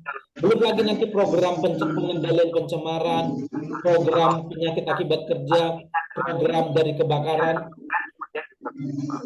Banyak, Pak.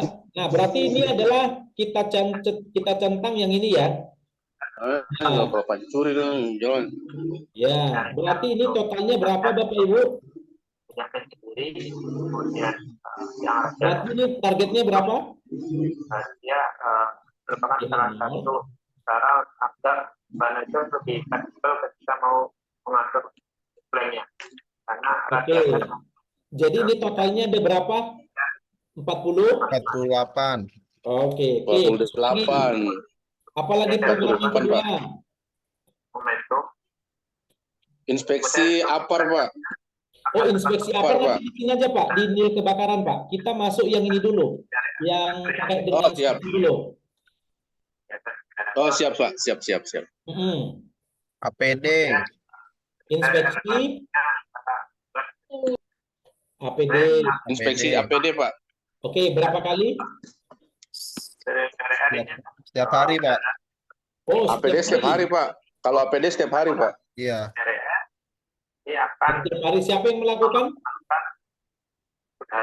ASE, Pak. Safety. Kalau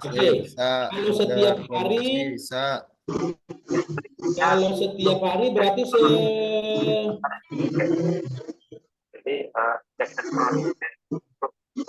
kalau Pak Ren, kalau di Tangguh itu biasa kalau untuk APD itu safety sama security, Pak. Oh, boleh. Mereka setiap hari. Iya. Siapa? Mereka setiap hari, Pak. Memengaruhi kebutuhan Menggunakan apa inspeksinya ini Pak? Apa toolsnya? Ada formulir? Agar ada Pak, checklist? agar memastikan ada checklistnya Pak, agar memastikan karyawan itu kerja dalam keadaan aman Pak. Oke, berarti nanti kita isi aja ya, biar agar karyawan Aman. bekerja Aman dan nyaman. aman. Oke. Nah, nantinya itu gini ya, nantinya itu ini kan kita lagi ajukan proposal ya. Ini kan program kita ajukan. Berarti ini berapa ini, Pak? Berarti ini dalam setahun ada berapa, Pak? Kalau setiap hari? Average-nya saja rata-rata berarti ada berapa formulir nantinya di akhir tahun di bulan Desember formulir yang kita tunjukkan? 256 Pak. 300? 360 Pak. 365. Nah, udah kita average-kan saja lah 365. Berarti nanti di bulan Desember pada saat di review, misalnya nanti Pak Gede nih ya mau naik gaji, mau naik bonus. Nanti bos lihat, Pak, coba Ya, dong frekuensi. Pak Septi coba dong lihat hasil inspeksi APD. Ternyata Bapak cuma tunjukkan 300 lembar. 300 checklist. Benar ya Pak Fikri ya? Berarti nanti orang Betul, kata, makanya saya bilang di dalam membuat HSE plan ini, pastikan kerjaan Anda itu jangan jadinya overload.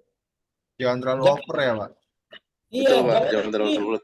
Jangan nanti di awal tahun, anggap ya ini kita tunjuk list manajemen mah senang-senang aja. Oh keren nih. Tapi jangan sampai pada saat nanti di bulan Desember, berarti kan di sini satu, inspeksi mesin. Berarti Anda harus bisa tunjuk 48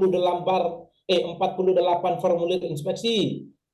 Kedua, Anda harus bisa tunjukkan 365 formulir. Formulir. Iya, Anda bisa nggak apa-apa. Oke, apalagi Bapak Ibu? Saya belajar. Yo. Inspeksi lingkungan, Pak. Nanti itu di sini, Pak. Nanti kita bikin di B2. EDC. Nah, pertama yang di B2. B2 nanti kita bikin masalah lingkungan. Sekarang kita mensupport yang ini dulu. Sinihil kecelakaan ini dulu, yang A1. Inspeksi alat pekerja Pak, alat pekerjaan. Training Pak. Inspeksi alat-alat kerja Pak. Apa yang diinspeksi ini Pak? Inspeksi alat-alat kerja Pak. Oke, alat-alat kerja. Siapa yang melakukan? HSE juga Pak, HSE. HSE. Mekanik Pak, HSE sama Mekanik, mekanik. operator. HSE HSE semua. Ini setiap hari atau gimana Pak? Ini setiap hari? Pak. Hah? Setiap hari. Bulan sekali. Kali sebulan. Setiap hari. Seminggu sekali Pak, alat kerja. Oke, segini, seminggu sekali. Ya. Oke. Nah, siapa yang melakukan Pak? HSE kan? Mekanik Pak. HSE mekanik. Mekanik ya. HSE sama leader Pak, atau tidak supervisor?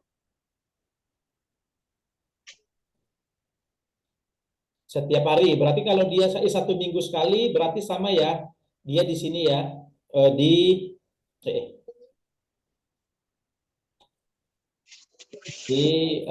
Kita kasih warna yang berbeda biar keren deh. Berarti ini berapa totalnya? Totalnya ini berapa Pak jadinya? 48. Pokoknya jangan sampai belum ya. Pokoknya ya. Oke. Pak maaf, apakah tiap perusahaan ini sama selalu begini atau beda-beda? Beda-beda Pak, tergantung kebutuhan. Beda Pak Gede, tergantung kebutuhan, betul Pak Ren. Iya Pak, di perusahaan saya inspeksi mesin sama safety-nya Pak. Iya, tergantung Pak. Tidak sama Pak Gede, beda-beda Pak, beda-beda. Tapi ini nggak apa-apa, ini lebih kepada supaya teman-teman yang lain bisa sama-sama. Nah, coba di Pak Gede, apa yang kira-kira Pak? Inspeksi mesin, kalau kita biasanya kalau pas alat mau berangkat sama alat datang baru ya gitu Pak. Oh gitu. Iya.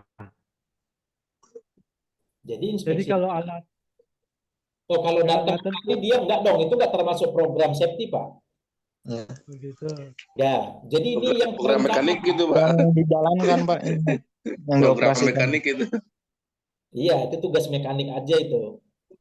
Oh, soalnya katanya di sini termasuk HSE, makanya HSE harus tahu tentang mekanik, makanya saya tahu itu deh Iya, Pak. iya. Tapi nggak masalah Pak, bisa itu memang tugas mekanik Pak ya. Iya, benar, Pak. Oke. Jadi coba ada lagi Bapak Ibu kira-kira Inspeksi kendaraan, Pak. kendaraan apa itu, Pak? Kendaraan Forklift. Oh, berarti inspeksi Alat berat, Pak. Alat berat. Alat ya, berat, Pak. Pesawat angkat-angkut Pak. alat berat ya. Iya. Alat muat, alat angkat. Oke, ini berapa kali? Kali sebulan. Oh, Kali, Pak. 1 kali?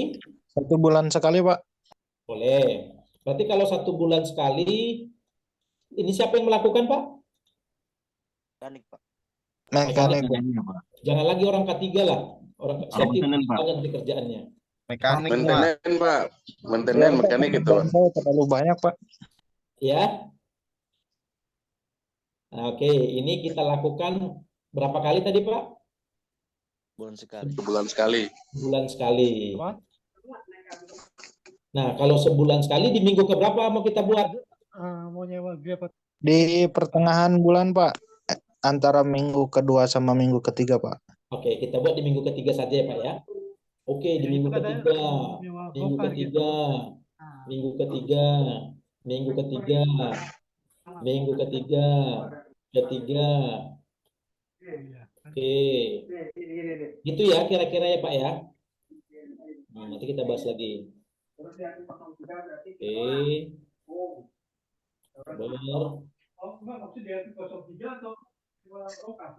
Jadi ini berapa kali, Pak? Totalnya ada berapa ini, Pak? 12. 12. Oke. Ada lagi? Line produksi, Pak. Gimana, Pak? Line produksi. Seksi line produksi. Itu siapa yang melakukan, Pak? Jangan, Pak. Kalau menurut saya sih jangan orang safety lah. Itu biar aja di bagian produksi, Pak. Leader produksi, Pak.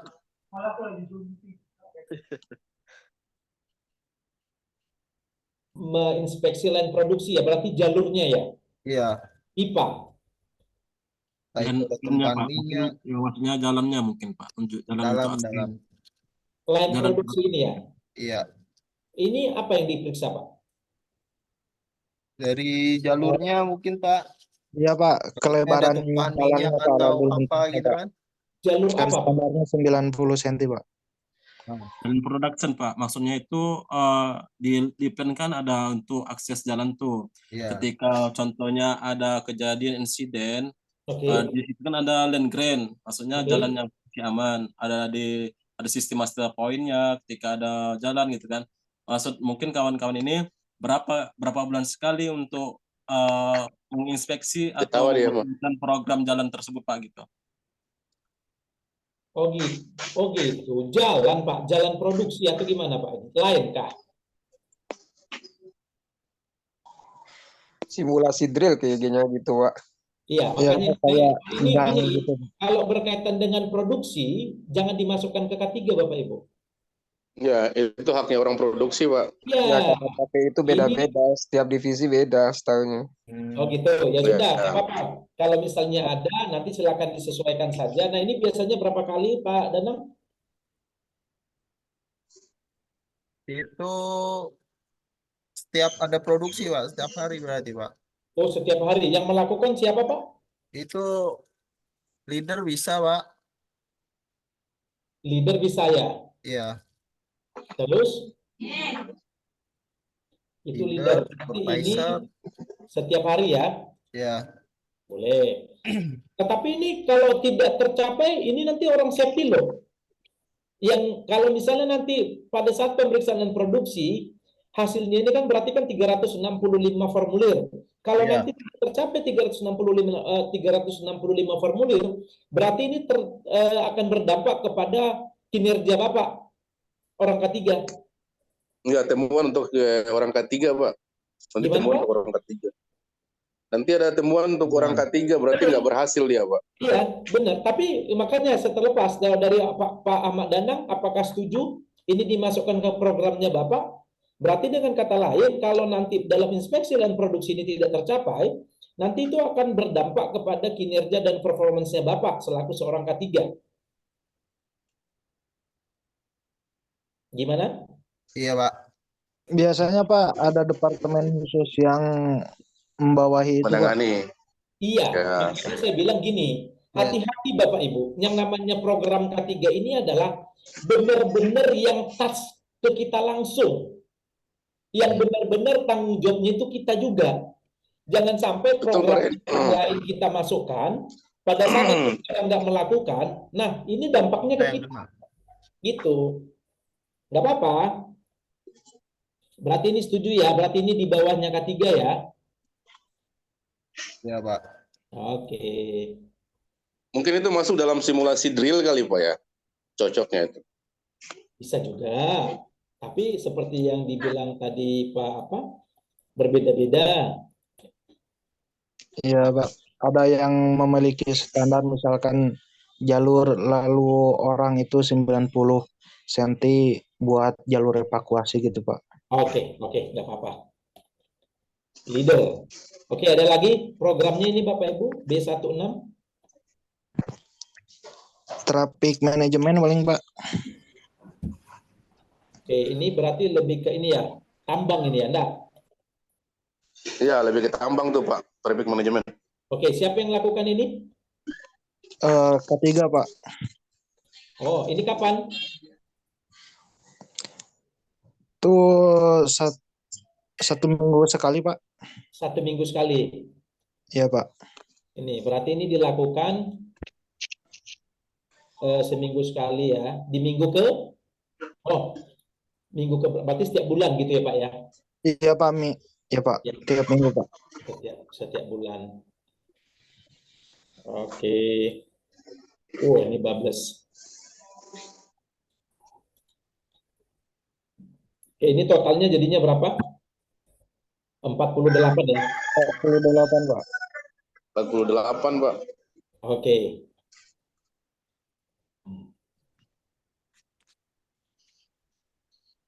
Oke, ada lagi?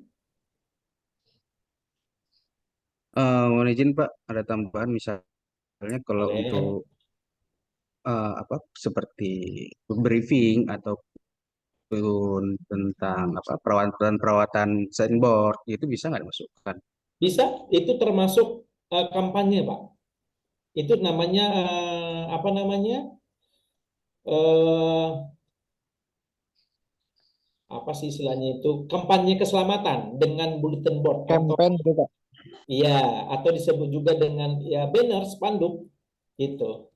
Berarti ini berkaitan dengan apa Pak? B117. Apa tadi programnya Pak? Kampanye apa namanya? Saya nggak paham juga Pak. Saya masih Iya, belajar. apa? Kampanye keselamatan Pak. Kampanye ketiga. Oh ya. Kampanye Tim K3 Pak. Kampanye Bluetin K3. Iya. Ya, ini dibuat Pak. Bapak mau buat ini sebulan sekali. Kalau setiap hari nggak mungkin Pak ya, capek. Betul. Seminggu sekali paling Pak. Hari Senin.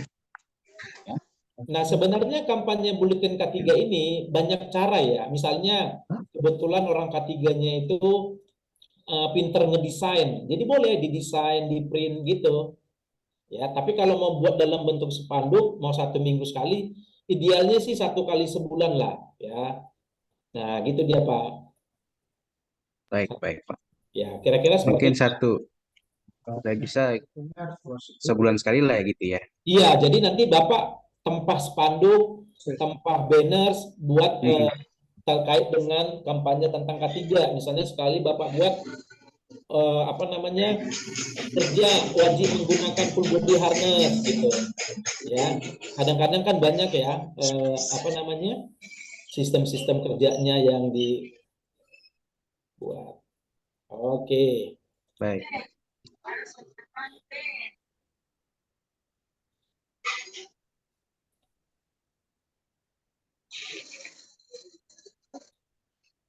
Oke, ada lagi Bapak Ibu untuk safety di sini? Kemarin kalau untuk berat itu Pak. Alat berat sudah. Ini traffic management yang lakukan tadi siapa Pak? SPP Pak. Oke, kalau si kampanye bulletin ini orang HSE ya?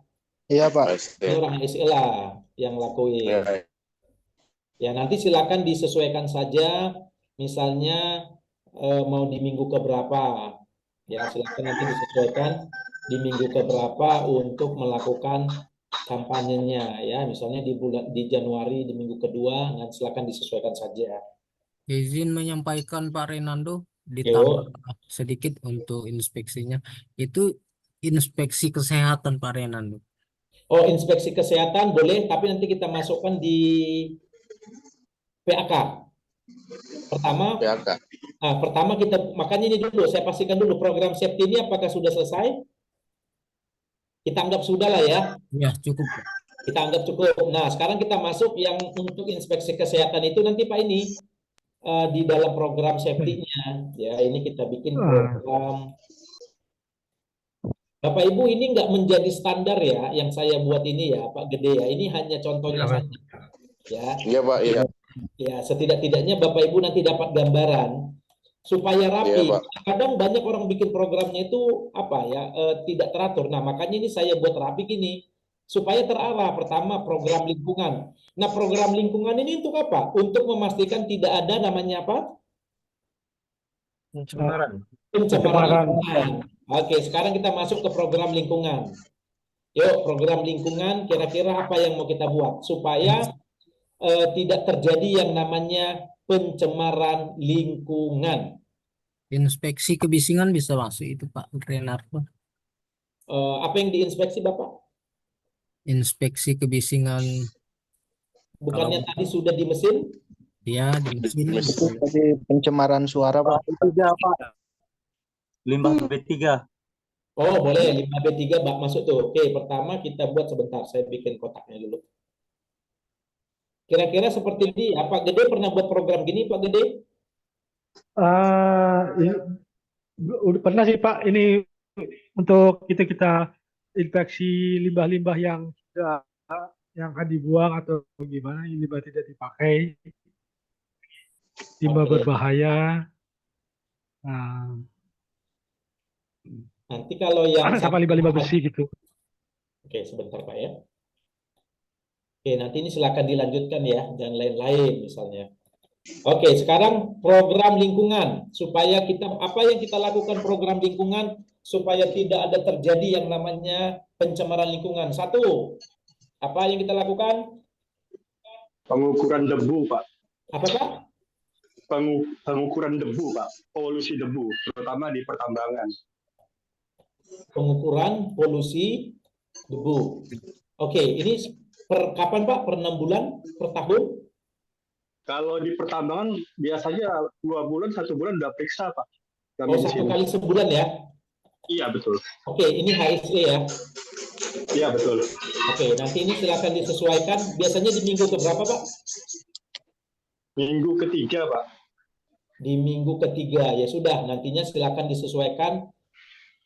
Supaya gini, tujuan dari program ini kan supaya ada acuan kerjanya. Berarti sebulan dia, setahun berarti nanti pengukuran polusi debu ada berapa dokumen Pak? 12 ya Pak? Oke, ada lagi Bapak Ibu program lingkungan selain pengukuran polusi debu? Pengelolaan limbah B3. Deteksi gas. Pengukuran kualitas air. Inspeksi limbah. Pengukuran kualitas air. Ini berapa kali Pak? Setiap bulan juga nih? Iya, setiap bulan Pak. Setiap bulan ini, setahu saya. Nah ini dia. Oke, ada lagi? Inspeksi limbah makanan Pak. Ya? Inspeksi limbah makanan. Sisa makanan. Oh ini diinspeksi. Ini biasanya di perusahaan mana Pak? Ditangguh Pak, ditangguh di inspeksi. Oh ada ya, makanan dari apa Siap. Pak, karyawan atau gimana Pak? Jadi makanan dari karyawan Pak. Kenapa Jadi diinspeksi, makanan yang Pak? disiap, makanan yang kalau pagi Pak, kalau sebelum sarapan tuh diinspeksi dulu Pak. Jangan sampai kadar makanan yang diberikan kepada karyawan itu mengandung racun atau melebihi dari kapasitas yang ditentukan oleh BP Pak. Oh, itu inspeksi limbah makanan namanya Pak? Iya Pak.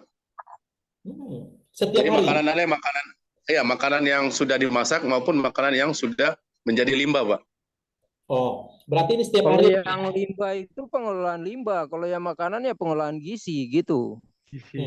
Saya kurang paham nih kalau di masing-masing perusahaannya Bapak Ibu nih. Kayaknya dia inspeksi ini barangkali ya. Cuma kategori pengelolaan limbah. Kalau yang sudah Kalau bawa berbau makanan sampah, Tapi sendiri makanan gimana masuk ke tuh? lingkungan gitu ya Pak? Gimana Pak? Pemeriksaan gizi atau pemeriksaan apa ya namanya ya? Kalau secara lingkungan paling Pak limbah makanan Pak. Limbah makanan. Limbah makanan Pak. Nah, iya limbah makanan yang itu makanya menyebabkan saya ini bilang kan. di tempat Itu yang makanannya bersumber dari kantin yang disediakan perusahaan gitu Pak. ini siapa yang melakukan? Apakah HSE juga atau dokter atau perawat atau HSE? Biasa dari perawat Pak, dari dokter sama HSE Pak. Cocok nih ya, dokter, perawat, HSE ya. Ya. Bukannya ahli gizi. Ahli gizi.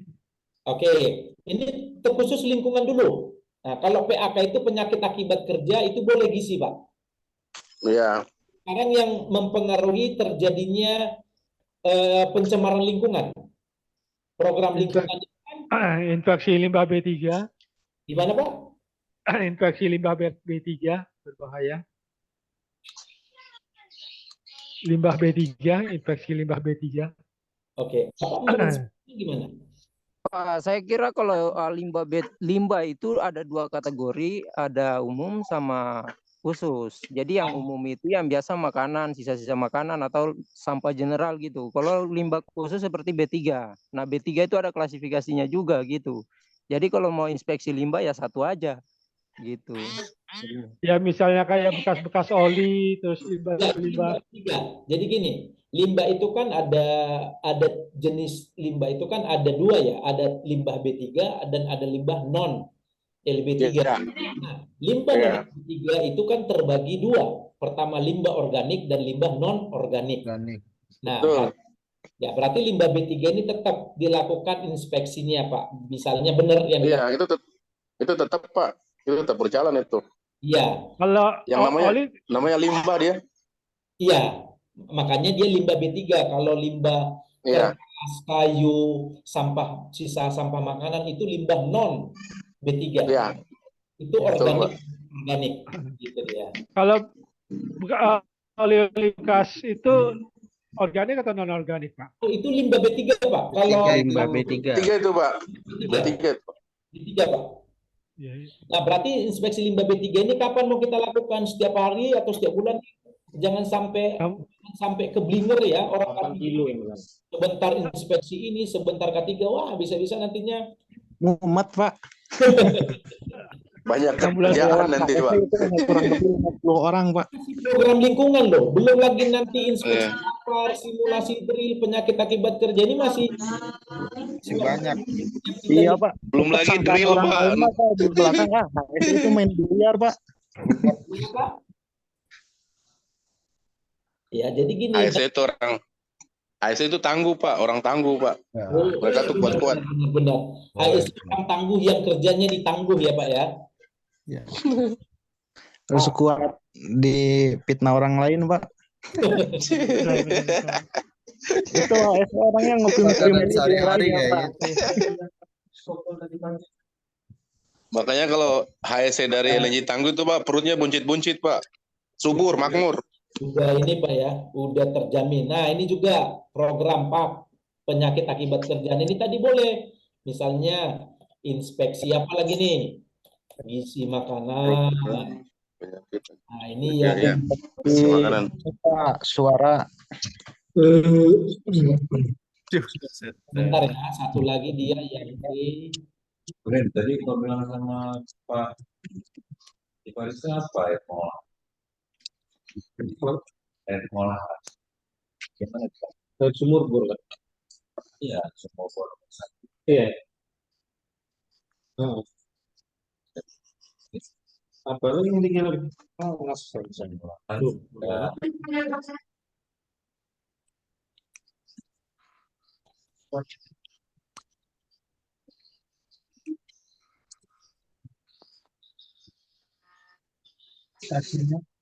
Hasilnya itu apa?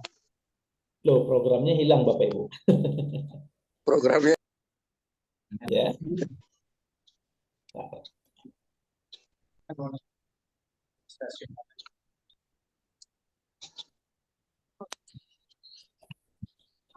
Loh, mana dia ya? Aku hilang. Iya, udah mau ini. Nah, udah mau selesai jadi hilang, Pak. Udah mau selesai jadi hilang, Pak.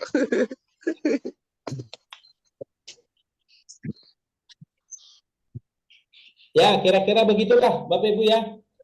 Ya, di samping tadi Ya, Pak Ren. ya, jadi nanti silakan di breakdown ya, silakan nanti di breakdown Bapak Ibu di breakdown untuk seluruh pekerjaannya. Dari sisi tadi kebakaran itu baru masuk ya, lakukan simulasi drill, lakukan inspeksi APAR, lakukan misalnya pelatihan. Nah, pelatihan itu penting. Tadi kita kurang memasukkan yang namanya pelatihan. Pelatihan misalnya bisa juga melakukan training terkait dengan pengelolaan limbah, Pak, lakukan training manual handling, misalnya penggunaan bahan kimia. Nah, itu kan banyak. Training-training itu perlu. Bapak Ibu harus melakukan yang namanya training. Orang ketiga itu wajib memberikan namanya training. Training pencemaran lingkungan, training penggunaan APAR, training penggunaan hidran, training penggunaan apa lagi? Misalnya Bapak Ibu. Semua lah, banyak. Ya. Training apa Pak Imam? Jadi dibuat ya sesekali untuk pencemaran lingkungan tadi, yaitu tadi training ISO 14001 ya, training tentang SMK 3. Nah, itulah Bapak Ibu yang harus Bapak Ibu lakukan ya dalam program-program itu. Buatlah program itu seperti yang saya bilang. Jangan sampai Bapak Ibu membuat HSE plan itu Anda sendiri jadi kita sendiri jadinya overload. Pekerjaan kita jadinya dan nggak mencapai target, Pak. Itu yang paling bahaya, Pak. Betul, Pak. Jangan sampai tahun 2024 programnya keren banget ini. Tetapi pada akhirnya nanti, pada saat nanti diminta oleh manajemen, ya bisa aja sih diminta manajemen. Oke, orang ketiga, tolong dong kumpulkan semua eviden-eviden dari semua formulir-formulir atau inspeksi yang kamu lakukan. Karena itu juga berdampak kepada jalan tidaknya program K3 yang ada di dalam perusahaan. Ya, seperti itu ya Pak Fikri, Pak Imam, dan Pak Ren. Siap. Teman-teman yang lain. Terima kasih banyak Pak. Siap Pak Ren. Terima kasih Pak Ren. Jangan membuat program itu yang kita sendiri nggak mampu, Pak.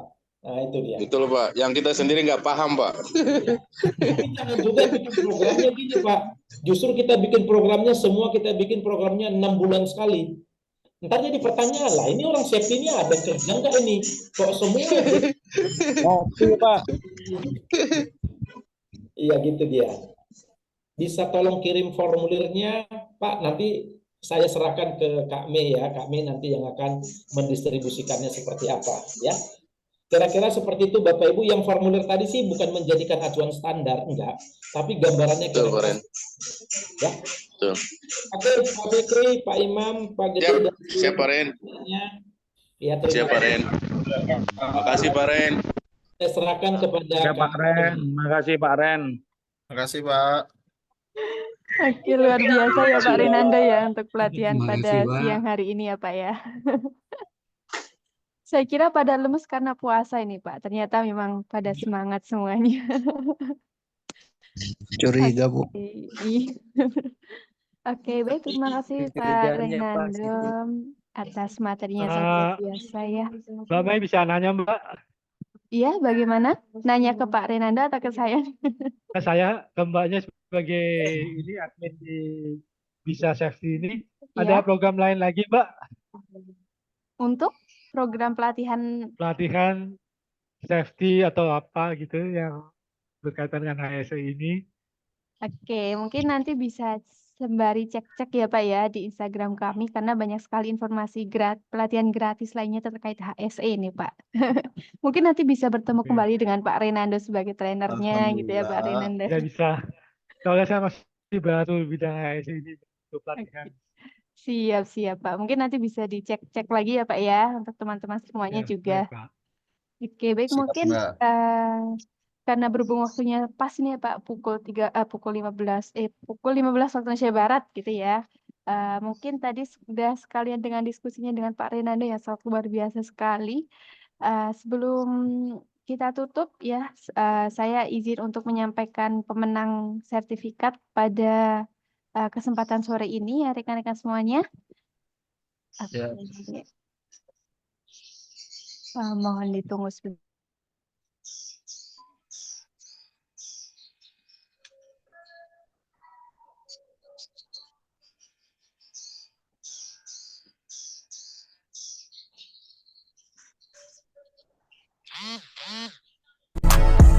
Oke, berikut untuk pemenang sertifikat pada sore hari ini itu ada Kak Diki. Halo Kak Diki, apakah masih bergabung di dalam room Zoom? Halo Kak, masih bergabung. Selamat Kak Diki telah memenangkan free sertifikat Kak. ya. Mohon untuk di screenshot untuk share screen saya, nanti bisa dikonfirmasi ke saya untuk klaim sertifikatnya maksimal Baik, Kak. pukul 23.59 waktu Indonesia Barat. Seperti itu ya Kak Diki ya. Baik, Kak. Sudah Terima di kasih, Kak. screenshot? Sudah. Ya, sama-sama. Oke, baik. Mungkin bagi teman-teman yang belum memenangkan sertifikat, kami masih ada satu materi free training lagi terkait dasar K3 pertambangan di tanggal 22 Maret ya. Mungkin rekan-rekan bisa ikuti. Dan bagi rekan-rekan yang berminat untuk memesan sertifikat HSE Plan ini, rekan-rekan kami menawarkan untuk dengan harga 99.000, rekan-rekan bisa mendapatkan sertifikat soft sertifikat ya akan dikirimkan ke email masing-masing materi dan juga video record bagi dan juga dengan harga 199.000 sertifikat akan dikirimkan ke alamat rumah masing-masing seperti itu. Mungkin Kak Kasa boleh dibantu untuk dikirimkan nomor saya ya bagi rekan-rekan yang ingin memesan sertifikat seperti itu. Baik, mungkin cukup sekian yang dapat kami sampaikan. Saya ucapkan terima kasih kepada Pak Renando atas materinya yang sangat luar biasa. Semoga materi yang telah Bapak sampaikan dapat bermanfaat bagi teman-teman semuanya, baik di dunia kerja maupun di kehidupan sehari-hari. Dan saya mewakili Pak Renando dan juga Kak Kansa selaku panitia yang bertugas mengucapkan mohon maaf ya apabila dalam membersamai rekan-rekan banyak kurang dan salahnya mohon dimaafkan. Sampai jumpa di next pelatihan bersama kami dan juga Pak Renando. Ya, saya tutup. Wabillahi taufiq walhidayah. Wassalamualaikum warahmatullahi wabarakatuh. Terima kasih Pak Renando. Waalaikumsalam Kak Mei. Terima kasih Kak Mei. Terima kasih Mbak Mei. Terima kasih Pak Renaldo. Thank you, Kak Mei. Iya Pak, terima kasih Pak Renando. Terima kasih. Terima kasih semuanya. Terima kasih teman-teman. Terima kasih Kak atas ilmunya. Oke, saya izin untuk end meeting ya teman-teman semuanya. Terima kasih semua Mbak. Selamat Selamat sore, selamat berbuka. istirahat.